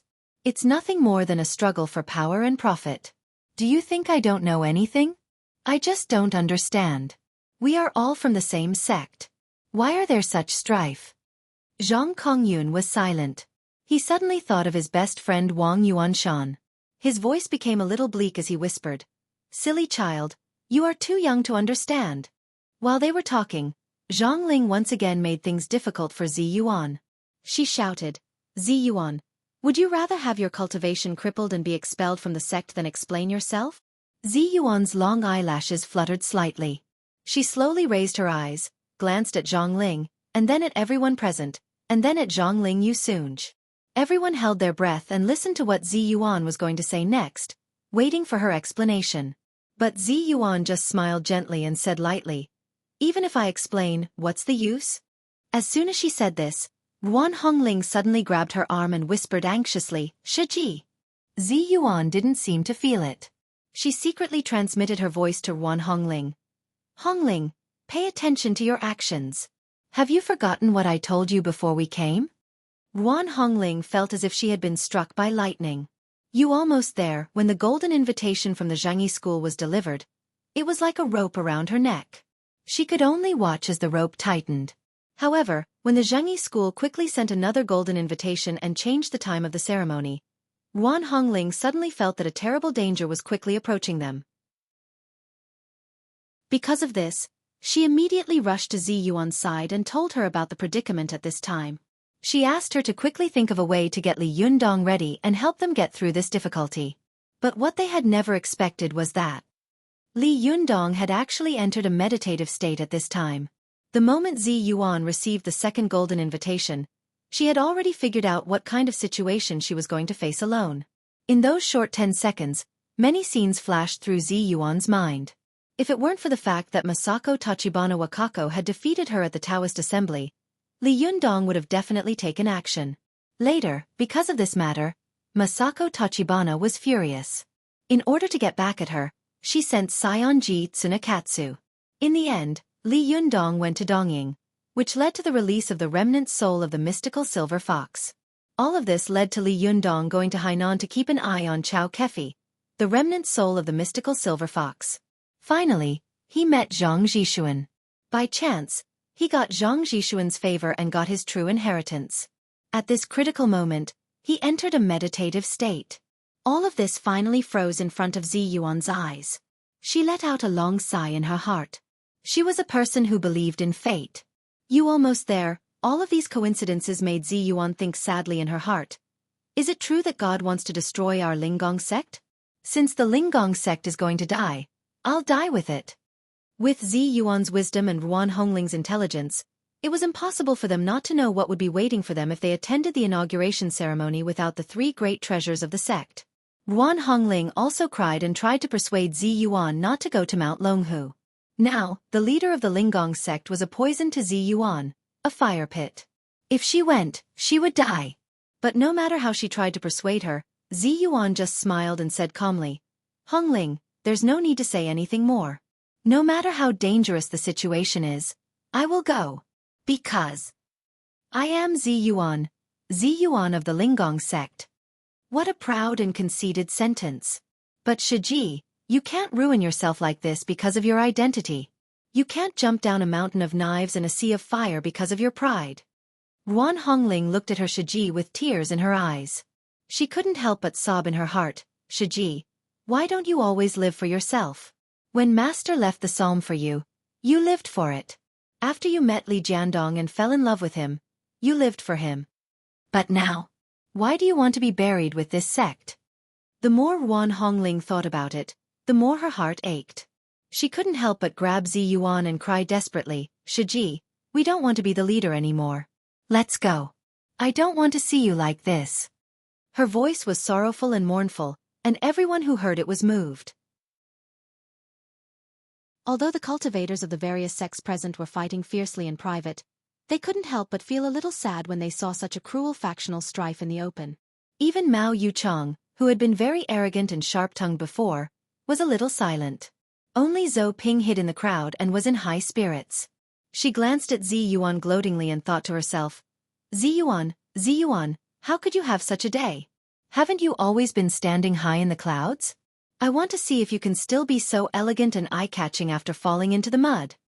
Thinking of attracting attention, Zhou Ping couldn't help glancing at Zhang Tianhe, who was not far away.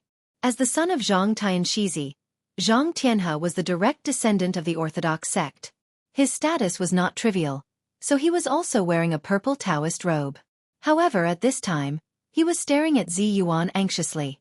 He gritted his teeth and clenched his fists, as if he couldn't wait to rush out and help Zi Yuan.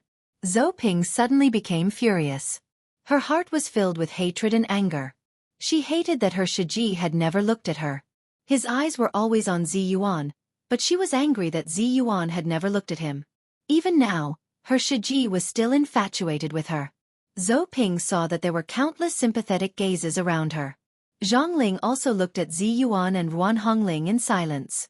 She was afraid that her master would let Zi Yuan go like this, so she couldn't help but shout, Is the Zhengyi school a place where you can come and go as you please? The thousands of years of rules of the Zhengyi school can't be broken in your hands. Her loud shout immediately attracted the gazes of everyone around to look at her in unison. Mao Yuchong looked at her deeply and sneered in a low voice. What a vicious heart! Do you want to kill us all? Humph! Zhang Ling saw that the other Taoist priests of the Zhengyi school in purple robes were looking at Zhou Ping with dissatisfaction in their eyes. She immediately glared at Zhou Ping and shouted, Shut up! It's not your turn to speak here. Zhou Ping's goal had been achieved. She immediately lowered her head and looked submissive, but a smug smile secretly appeared at the corner of her mouth. Zhang Ling had indeed wavered for a moment just now. Logically speaking, if Zi Yuan gave up the position of the leader of the Linggong sect and took over, then their goal could be said to have been achieved. However, Zhou Ping's public words had put the Zhengyi school in a very awkward position. If they let Zi Yuan go just like that, the rules of the Zhengyi school would be gone from then on, and no one would take it seriously. Zhang Ling only hesitated for a moment, then gritted her teeth and shouted, Zi Yuan. A country has its laws, a family has its rules, and a school has its dogma. I will punish you on behalf of the leader of the Xueqi school. Are you convinced? If Li Yundong had still been there, Zhang Ling would never have said such a thing. But now, no one was willing to stand up for Zi Yuan. It was incredible that she was alone. Even if she wanted to be ruthless, she had become much bolder.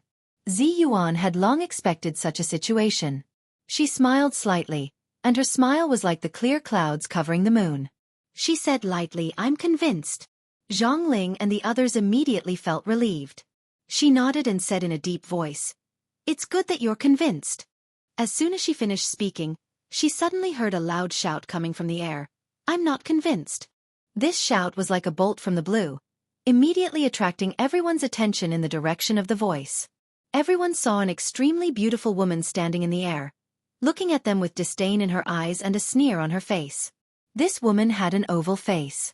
Her face was small and enchanting, and there was a cinnabar beauty mole between her eyebrows. Although there was a mocking and contemptuous smile at the corner of her mouth, she was charming, which made people fall head over heels for her. Zhang Lufeng looked at the woman with her mouth agape and said in surprise, "Who is this? Why is she so beautiful?" Zhang Kongyun suddenly stood up, gritted his teeth, and glared at the woman. He said one word at a time, "Ao. Shuang." Every cultivator present heard these 3 words clearly. They all burst into an uproar and looked at the woman in the air with a contemptuous look in her eyes. Ao Wu Shuang? Why was she here? There was still one more chapter to go. Chapter 687. Ao Wu Shuang's appearance caught everyone off guard, especially since there were many cultivators who had participated in the siege of Mount Tianlong. Ruan Hongling looked at Ao Wu Shuang with her mouth agape, but soon there was a flash of joy in her eyes. She gently pulled Zi Yuan's sleeve and said in a low voice, "Shiji, we have reinforcements coming." However, Zi Yuan's expression remained the same. Instead, there was a flash of worry in her eyes. Why is she here? Her coming is a disaster, not a blessing. She shouldn't have come. Soon, some cultivators came to their senses. They all shouted at the same time, "Ao Wu Shuang, what are you doing here? Ao Wu Shuang, what are you doing here? Do you want to die? How dare you come to Mount Longhu? Wrong. It should be the courage of a fox." Zhang Ling's face was as hard as iron. She said with a cold face, "Ao Wu Shuang, how dare you come here? Don't you know where this is?" Zhang Kongyun seemed to be unable to control his anger. He suddenly jumped into the field, pointed at Ao Wu Shuang angrily, and shouted, "Ao Wu Shuang, you be *tch. How dare you come to Mount Longhu?" Ao Wu Shuang fell from the air and smiled coldly. "You have the face to harm 2 helpless little girls. Why don't I have the face to come here?" Zhang Kongyun was not good at arguing with others. He was so angry that his whole body was trembling. He scolded angrily, "*T, T." Zhang Ling, on the other hand, was born with an iron tongue and a heart of iron. This was also the reason why she could preside over many affairs of the Xueqi school, even though her cultivation was not at the top. She looked at Ao Wu Shuang coldly and said, "Ao Wu Shuang, this is our Xueqi school's own business. It's not your turn to talk about it. 10 years ago, you caused chaos in the Linggong sect of the Xueqi school. You seduced Wang Yuanshan, the leader of the sect, with your beauty, causing him to commit suicide out of shame. You are the only one left to live in the world. Don't you feel ashamed? If I were you, I would have committed suicide long ago." Zhang Ling's words were sharp, and every word was like a knife stabbing Ao Wu Shuang's vital points. If it had been someone else, they would have been scolded until they vomited blood. But who was Ao Wu Shuang? Although Wang Yuanshan, the head of the Linggong sect, and his junior sister, Yan Feng, were not engaged or committed to each other, the cultivation world regarded them as a couple.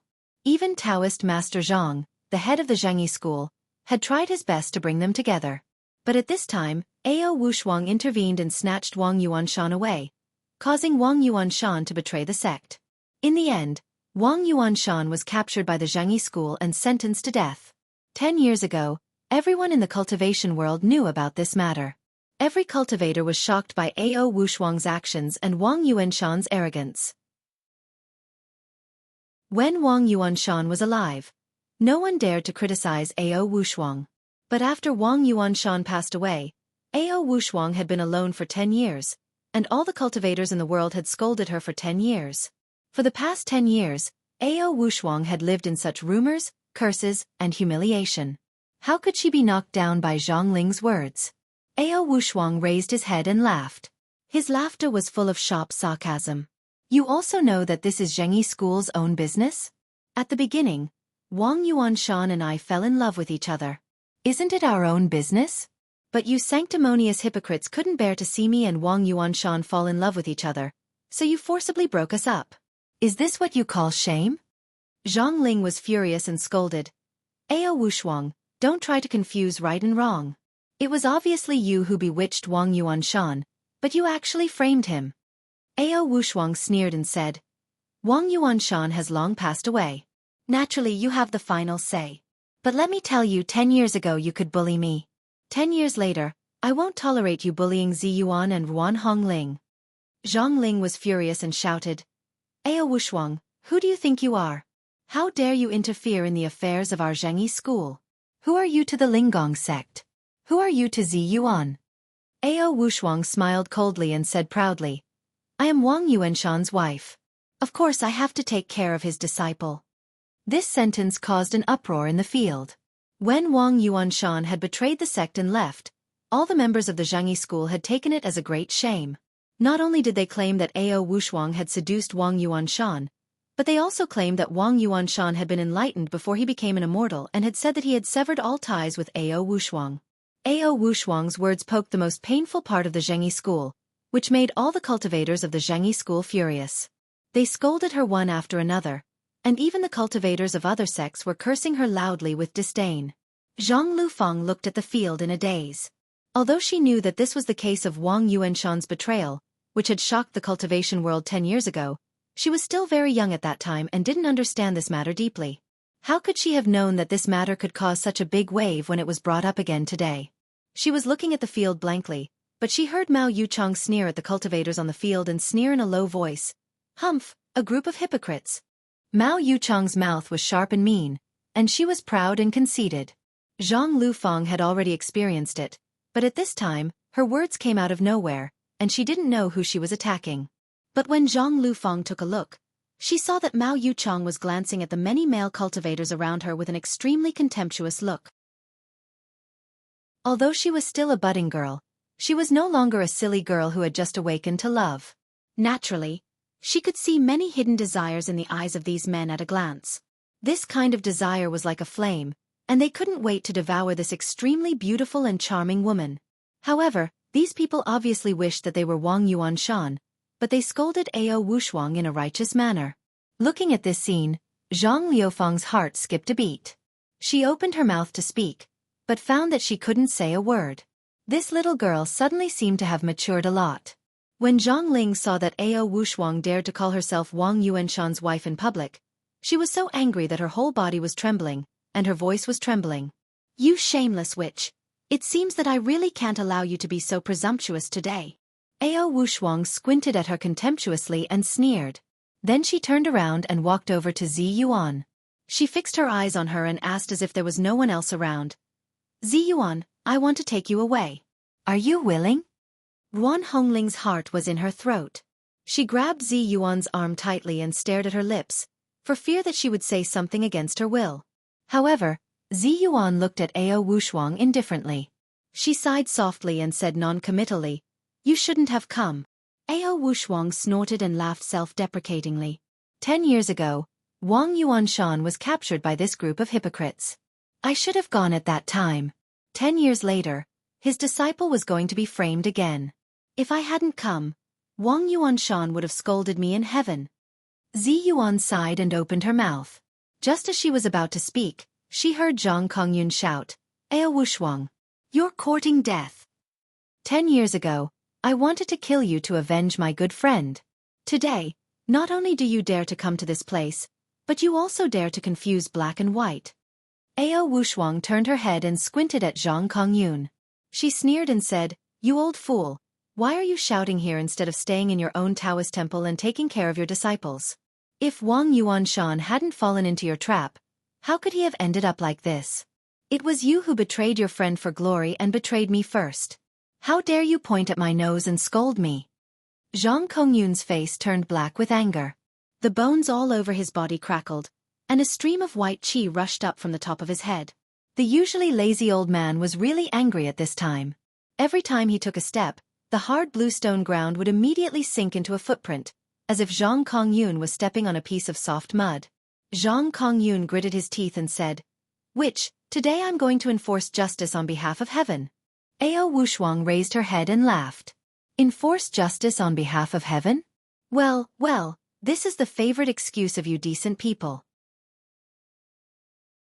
As she spoke, countless white hairs quickly grew all over her body, and in the blink of an eye, she turned into a huge seven-tailed white fox.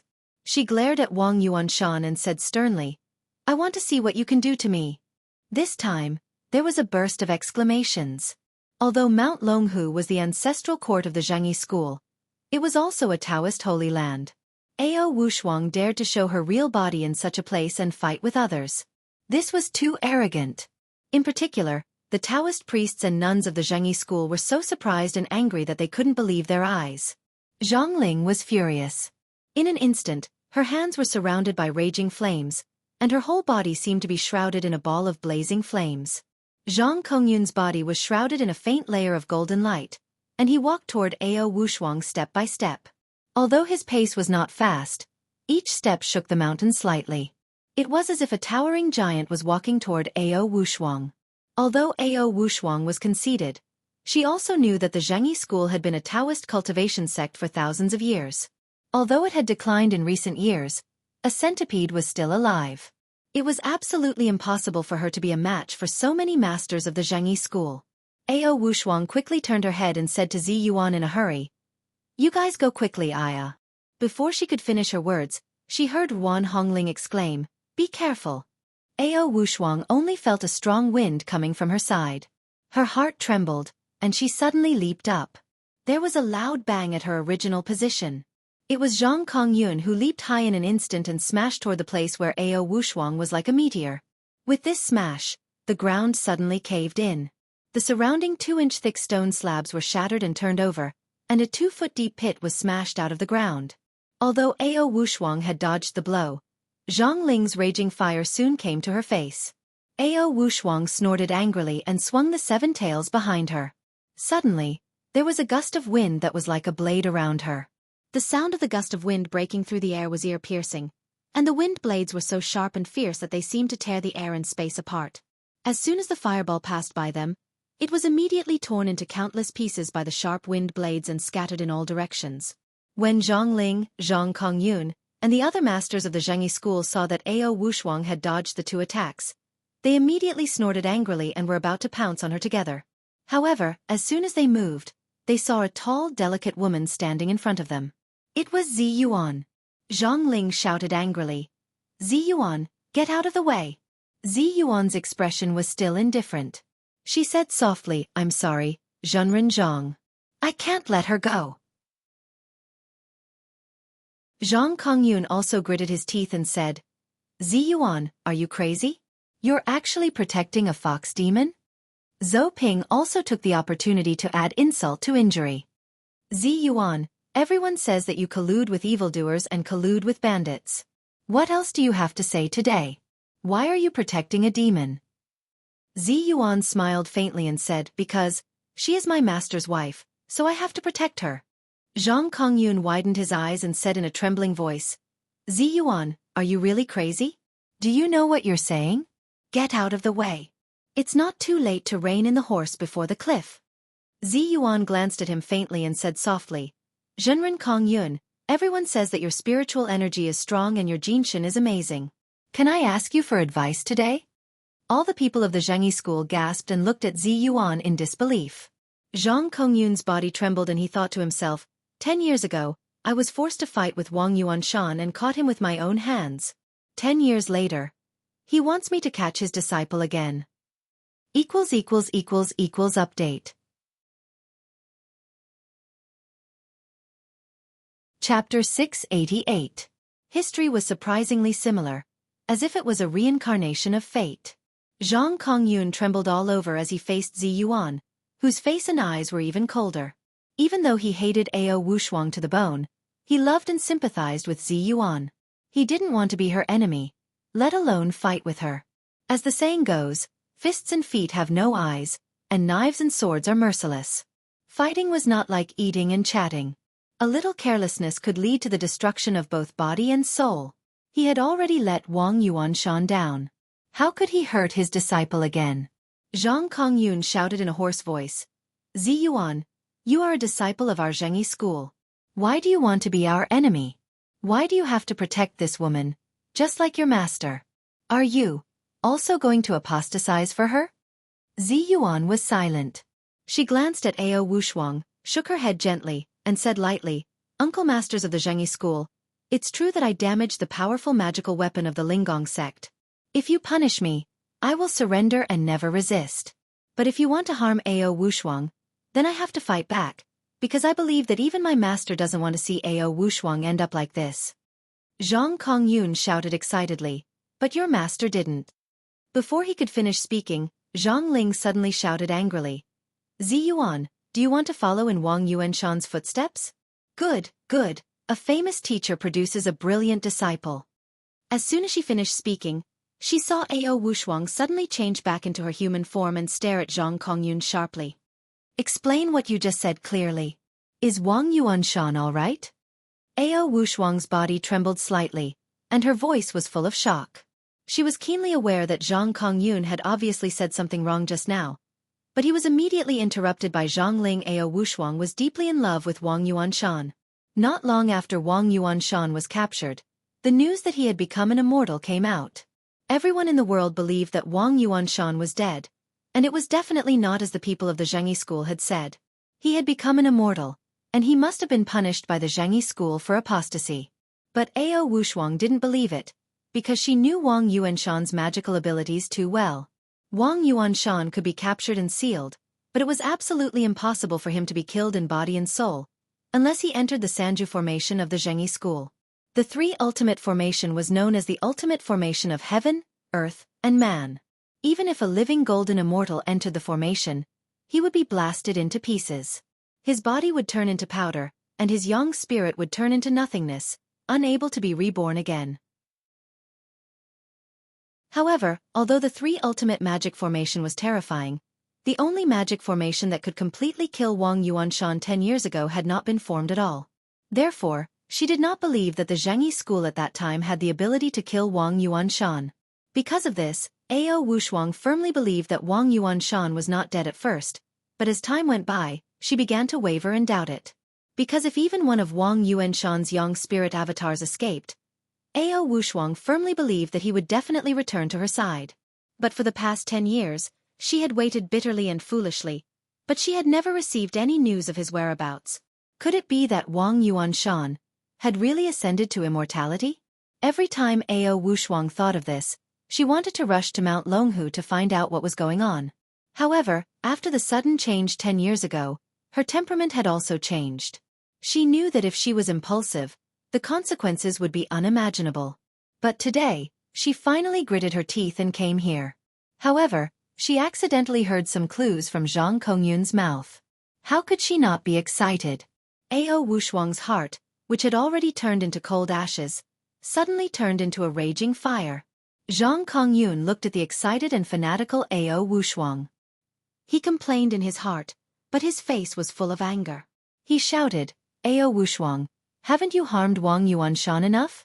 He was forced to ascend because of you, leaving Zi Yuan and Ruan Hongling alone.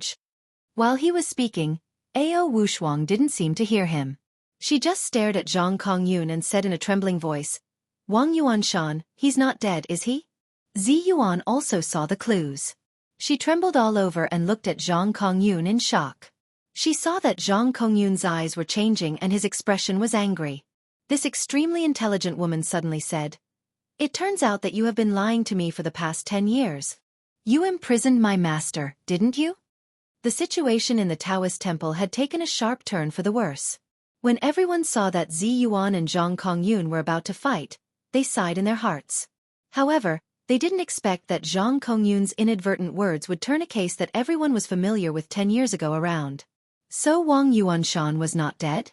It wasn't that no one had thought of this before, but with the passage of time, Wang Yuanshan was slowly forgotten by them. But now, it was suddenly brought up in such an occasion. They couldn't help but feel shocked. Especially for the big sects such as the Maoshan sect, the Chuanjin sect, and the Qingqing sect, who were determined to rule the cultivation world. If Wang Yuanshan was really not dead, then this news would be too terrible. If the Zhengyi school did not kill Wang Yuanshan, then what did they want to do with him? He was a famous master of lightning retribution 10 years ago. Even Master Zhang had said that Wang Yuanshan was unparalleled in the world in terms of fighting methods, and I'm not as good as him. If he hadn't died, what realm would he be in 10 years?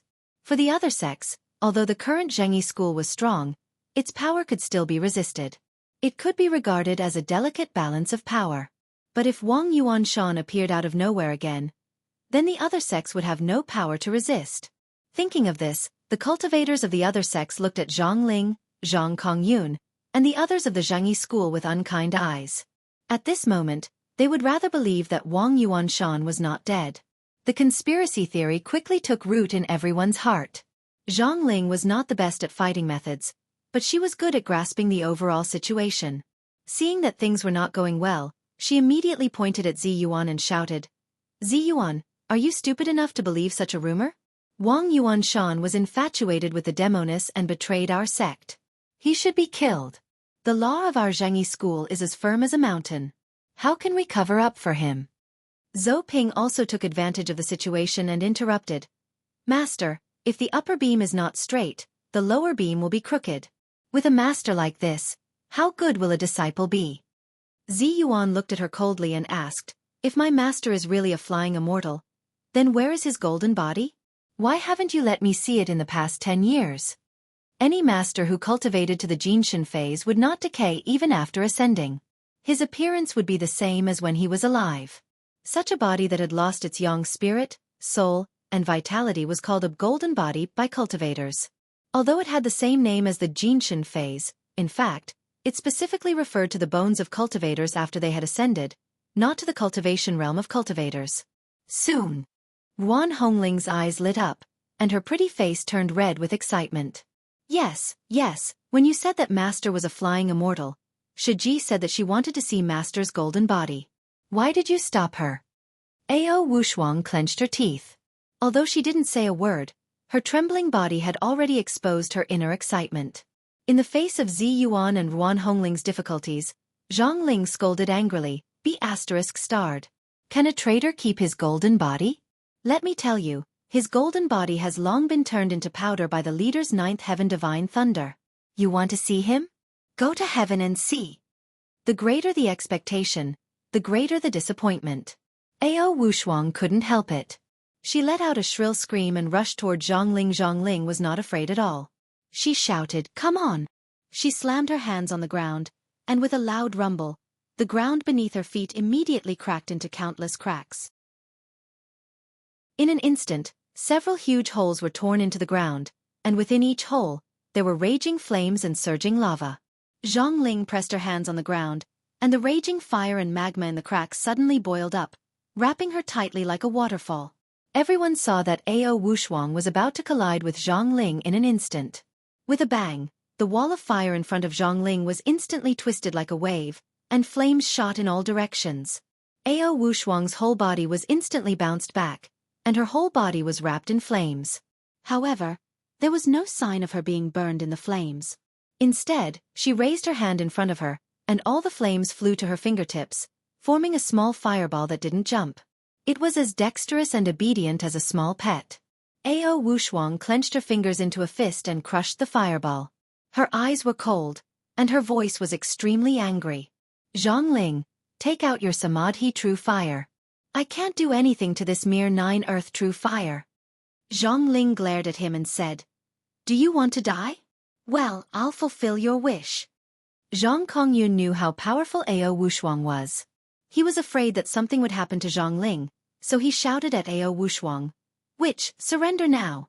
Eldest Xueqi doesn't need to kill a chicken. I'm enough. As soon as he finished speaking, He saw Zi Yuan standing in front of him. She stared at him and said, "Zhenren Kong Yun, for the sake of your friendship with my master for so many years, tell me the truth. Is my master really not dead?" Zhang Kongyun hesitated for a while, but soon he gritted his teeth and said, "Zi Yuan, Wang Yuanshan brought this upon himself. His body and soul have long been destroyed. Don't fantasize anymore. Get out of the way, or don't blame me for being ruthless." However, Zi Yuan didn't move at all. Her eyes were still fixed on Zhang Kongyun, and there was no sign of her moving aside. Zhang Kongyun was furious. "Zi Yuan, this is an act of apostasy. Are you really going to apostatize for Ao Wushuang?" Zi Yuan bit her lip and clenched her fists tightly. "Tell me where my master is." Zhang Kongyun was furious. "Unreasonable. Get out of the way." After that, he was about to step forward. At this time, the situation on the field was changing, and the cultivators of all sects were stunned. Mao Yuchong sneered and said, "Well, it's really twists and turns. This inauguration ceremony is really interesting." Su Yongzi glared at her and said, "Don't talk nonsense. Why don't you hurry up and persuade them?" Mao Yuchong sneered and said in a low voice, "Don't you want them to fight until their heads are broken and bleeding?" Su Yongzi was furious and shouted "Yum." Before he could finish his words, he saw the two sides on the field quickly coming into contact and were about to fight. But at this moment, a clear Buddhist chant came from the distance of the Taoist temple, followed by a very magnetic voice. "Amitba! I'm Imagawa Koyun of the Tiantai sect. Greetings, Zhenren of the Chinese Taoist sects." Then, all kinds of voices sounded one after another. Kaisai Hikari of the Zhenren sect. "Greetings, everyone." Sionji Tsunakatsu of the Zhenren sect. "Greetings, everyone." Chapter 689. A series of voices came from the mountainside of Mount Longhu, causing Ao Wushuang and the others, who were fighting fiercely, to stop one after another. They all looked in the direction of the voices in bewilderment. At this moment, almost everyone understood that whether it was a blessing or a curse, they could not avoid it. Although the Zhengyi school had deliberately brought forward the inauguration ceremony many days in order to avoid the Japanese cultivation group, the Japanese still came knocking on their door. Damn it! Although their eyes were red and they wanted to fight to the death just now, Ao Wushuang and Zhang Ling soon separated. Zi Yuan and Zhang Kongyun looked at each other, then turned around and faced the direction of the Japanese. Only Zhang Lufang, Deng Yu, and Deng Jiao followed the gazes of the crowd with blank faces. The three of them were either naive, reclusive, or indifferent to worldly affairs. They had no idea what was about to happen. Zhang Tongtian, the head of the Qingqing sect, who had been keeping a low profile in the crowd, and his shitty Zhang Huashui, snorted at the same time. Zhang Huashui clenched his fists so hard that they made a cracking sound, and he said in Sichuanese, "Damn it! Why did these F***ers really come? It's good that they came. Watch me beat these sons of bitches into meat paste." Zhang Tongtian immediately grabbed him with one hand and said in a deep voice, "Shitty, don't be impulsive. Let's see what the other sects will do." Zhang Huashui turned his head and stared at him with red eyes. "Shitty, you're still too naive. In the end, we're the fools who came here on our own. Look at the people of the other sections. Each of their leaders is more cunning than the other. They simply don't come. Do you still expect them to stand out?" Bah! Zhang Tongtian's face darkened, and he still said, "Don't worry. Let's see what happens first." Zhang Huashui snorted angrily and turned his face away. Naturally, most of the cultivators present had heard the news that they could only lose and not win. Wei Qing and Yu Shang of the Chuanjin sect saw that the Japanese were arriving in the blink of an eye, and they immediately looked at Du Fei. However, Du Fei shook his head slightly at them and said in a low voice, "The overall situation is more important. Don't be impulsive." Wei Qing and Yu Shang snorted at the same time, their faces full of unwillingness. At this time, Japanese cultivators slowly appeared on the mountain road. Most of these cultivators were dressed in the clothes of various sections. Some held Buddhist staffs and wore bamboo hats. They wore orange monk robes and white monk robes. Some did not wear bamboo hats and wore yellow kasayas. Some wore white robes with a black crown on their heads and held a fan in their hands. When these cultivators went up the mountain, some of them reported their sex names and dharma names in Chinese, while others reported in Japanese. Although it seemed a little messy, after they finished reporting, they were very silent. No one looked sideways, and the atmosphere was solemn, as if they were here to fight to the death. But walking in front of these people were about 7 or 8 men and women dressed in ordinary clothes. The leader was a fat man with big ears. Although he was dressed in a suit and leather shoes, it was hard to hide his fat and bureaucratic aura. From afar, everyone could see that he was walking in front with his belly protruding out, looking around. It was none other than Lu Chunping. Behind him were some local officials of Jiangxi province and 3 female interpreters. These people walked in front, fanning themselves while pointing at the surrounding scenery. Some even took photos with their mobile phones, as if they were on a scenic tour. Mao Yucheng's mouth was sharp and unkind. She giggled and said to Su Yongzi, who was standing next to her, "Hey, if we give each of these guys a bicycle and stick a piece of dog skin plaster on their foreheads, wouldn't they be no different from the traders who lured the devils into the village?" Su Yongzi was a cautious person, but when he heard this, he couldn't help but think of the classic scenes in movies and TV shows. He couldn't help laughing, but soon he glared at her and said, "What nonsense are you talking about? Don't talk nonsense like this later. Be careful not to get into trouble." Zhang Ling and Zhang Kongyun of the Zhengyi school looked at each other. Zhang Ling quietly withdrew her zhenqi, and the cracked ground under her feet automatically closed with a cracking sound. Zhang Kongyun also walked to the big pit that he had made before. He gently stamped his foot, and the blue bricks on the ground immediately set off a wave like a carpet that had been shaken by someone. Every blue brick was shaken. When they were flat again, the ground had returned to normal. If it weren't for the fact that there were still some stone cracks in the original depression, ordinary people would have thought that nothing had happened on the ground just now. After Lu Chunping led a group of local officials into the Taoist field of the Taoist temple, he saw at a glance that everyone on the field was looking at them. Lu Chunping was worthy of being in the officialdom all year round. He was unaware of all kinds of eyes around him. He laughed, turned his head and said to Sayonji Tsunekatsu behind him, "You are right. They are really here." Strange, I asked several local people who were in charge of this matter, and they all said they didn't know. "How did you know?" Sayonji Tsunekatsu maintained a polite posture. His smile was modest and polite, which made people feel very good. But only when he lowered his eyes would there be a flash of disdain and contempt in his eyes. Sayonji Tsunekatsu smiled and said, "There is a saying in China that heroes cherish heroes. I think it's for this reason that we found them." Sayonji Tsunekatsu's words were very good.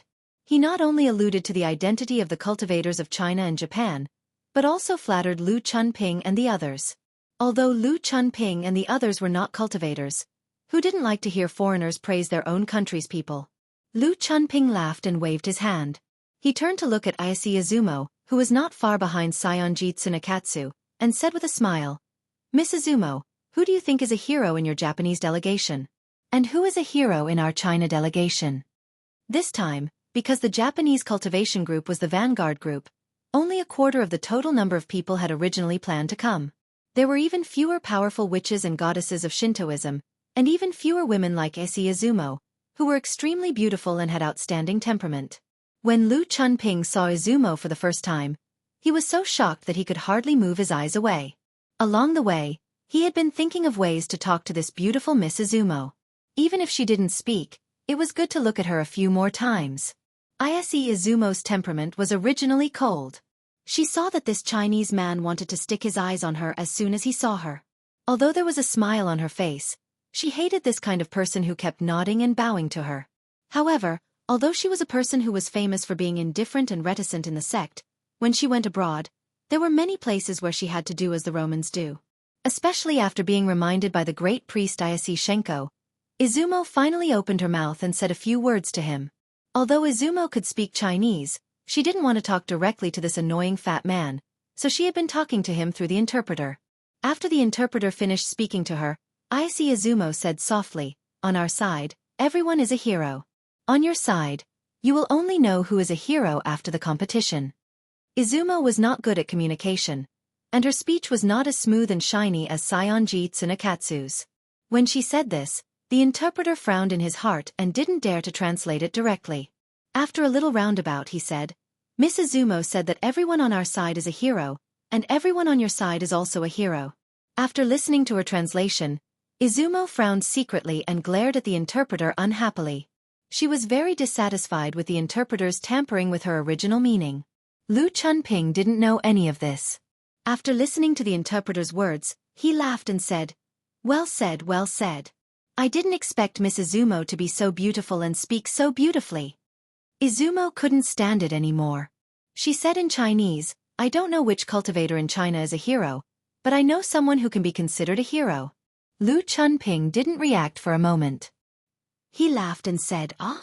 Which one is Ing?" Miss Izumo, can you speak Chinese?" Lu Chunping didn't have time to think too much. He was overjoyed and said, "Miss Izumo, I didn't expect you to speak so well in China. Amazing, really amazing.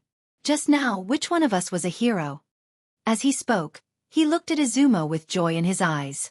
He looked like a child waiting for praise and reward. In his opinion, he had been careful, smiling, and praising her all along the way. The other party should return the favor and praise him, right? Everyone carried the sedan chair, and returning the favor was the way of the king. But he didn't know that if this sentence was spoken to someone like Saionji Tsunakatsu or Ise Shinguang, who was good at diplomacy, it would definitely be a compliment. But why would Ise Izumo care about this? She said without hesitation, "Among the cultivators in China, there is a person named Li Yundong. This person can be called a hero, a great hero." The smile on Lu Chunping's face suddenly froze. He cursed in his heart, "Damn it, this Li Yundong is a B****starred. What kind of hero is he?" But after all, he was an old fox in the officialdom. Although he was angry in his heart, he didn't show it on his face. He laughed and said, "It turns out that there is such a great person among the cultivators in China. I must meet him another day. Well, let's get to know each other."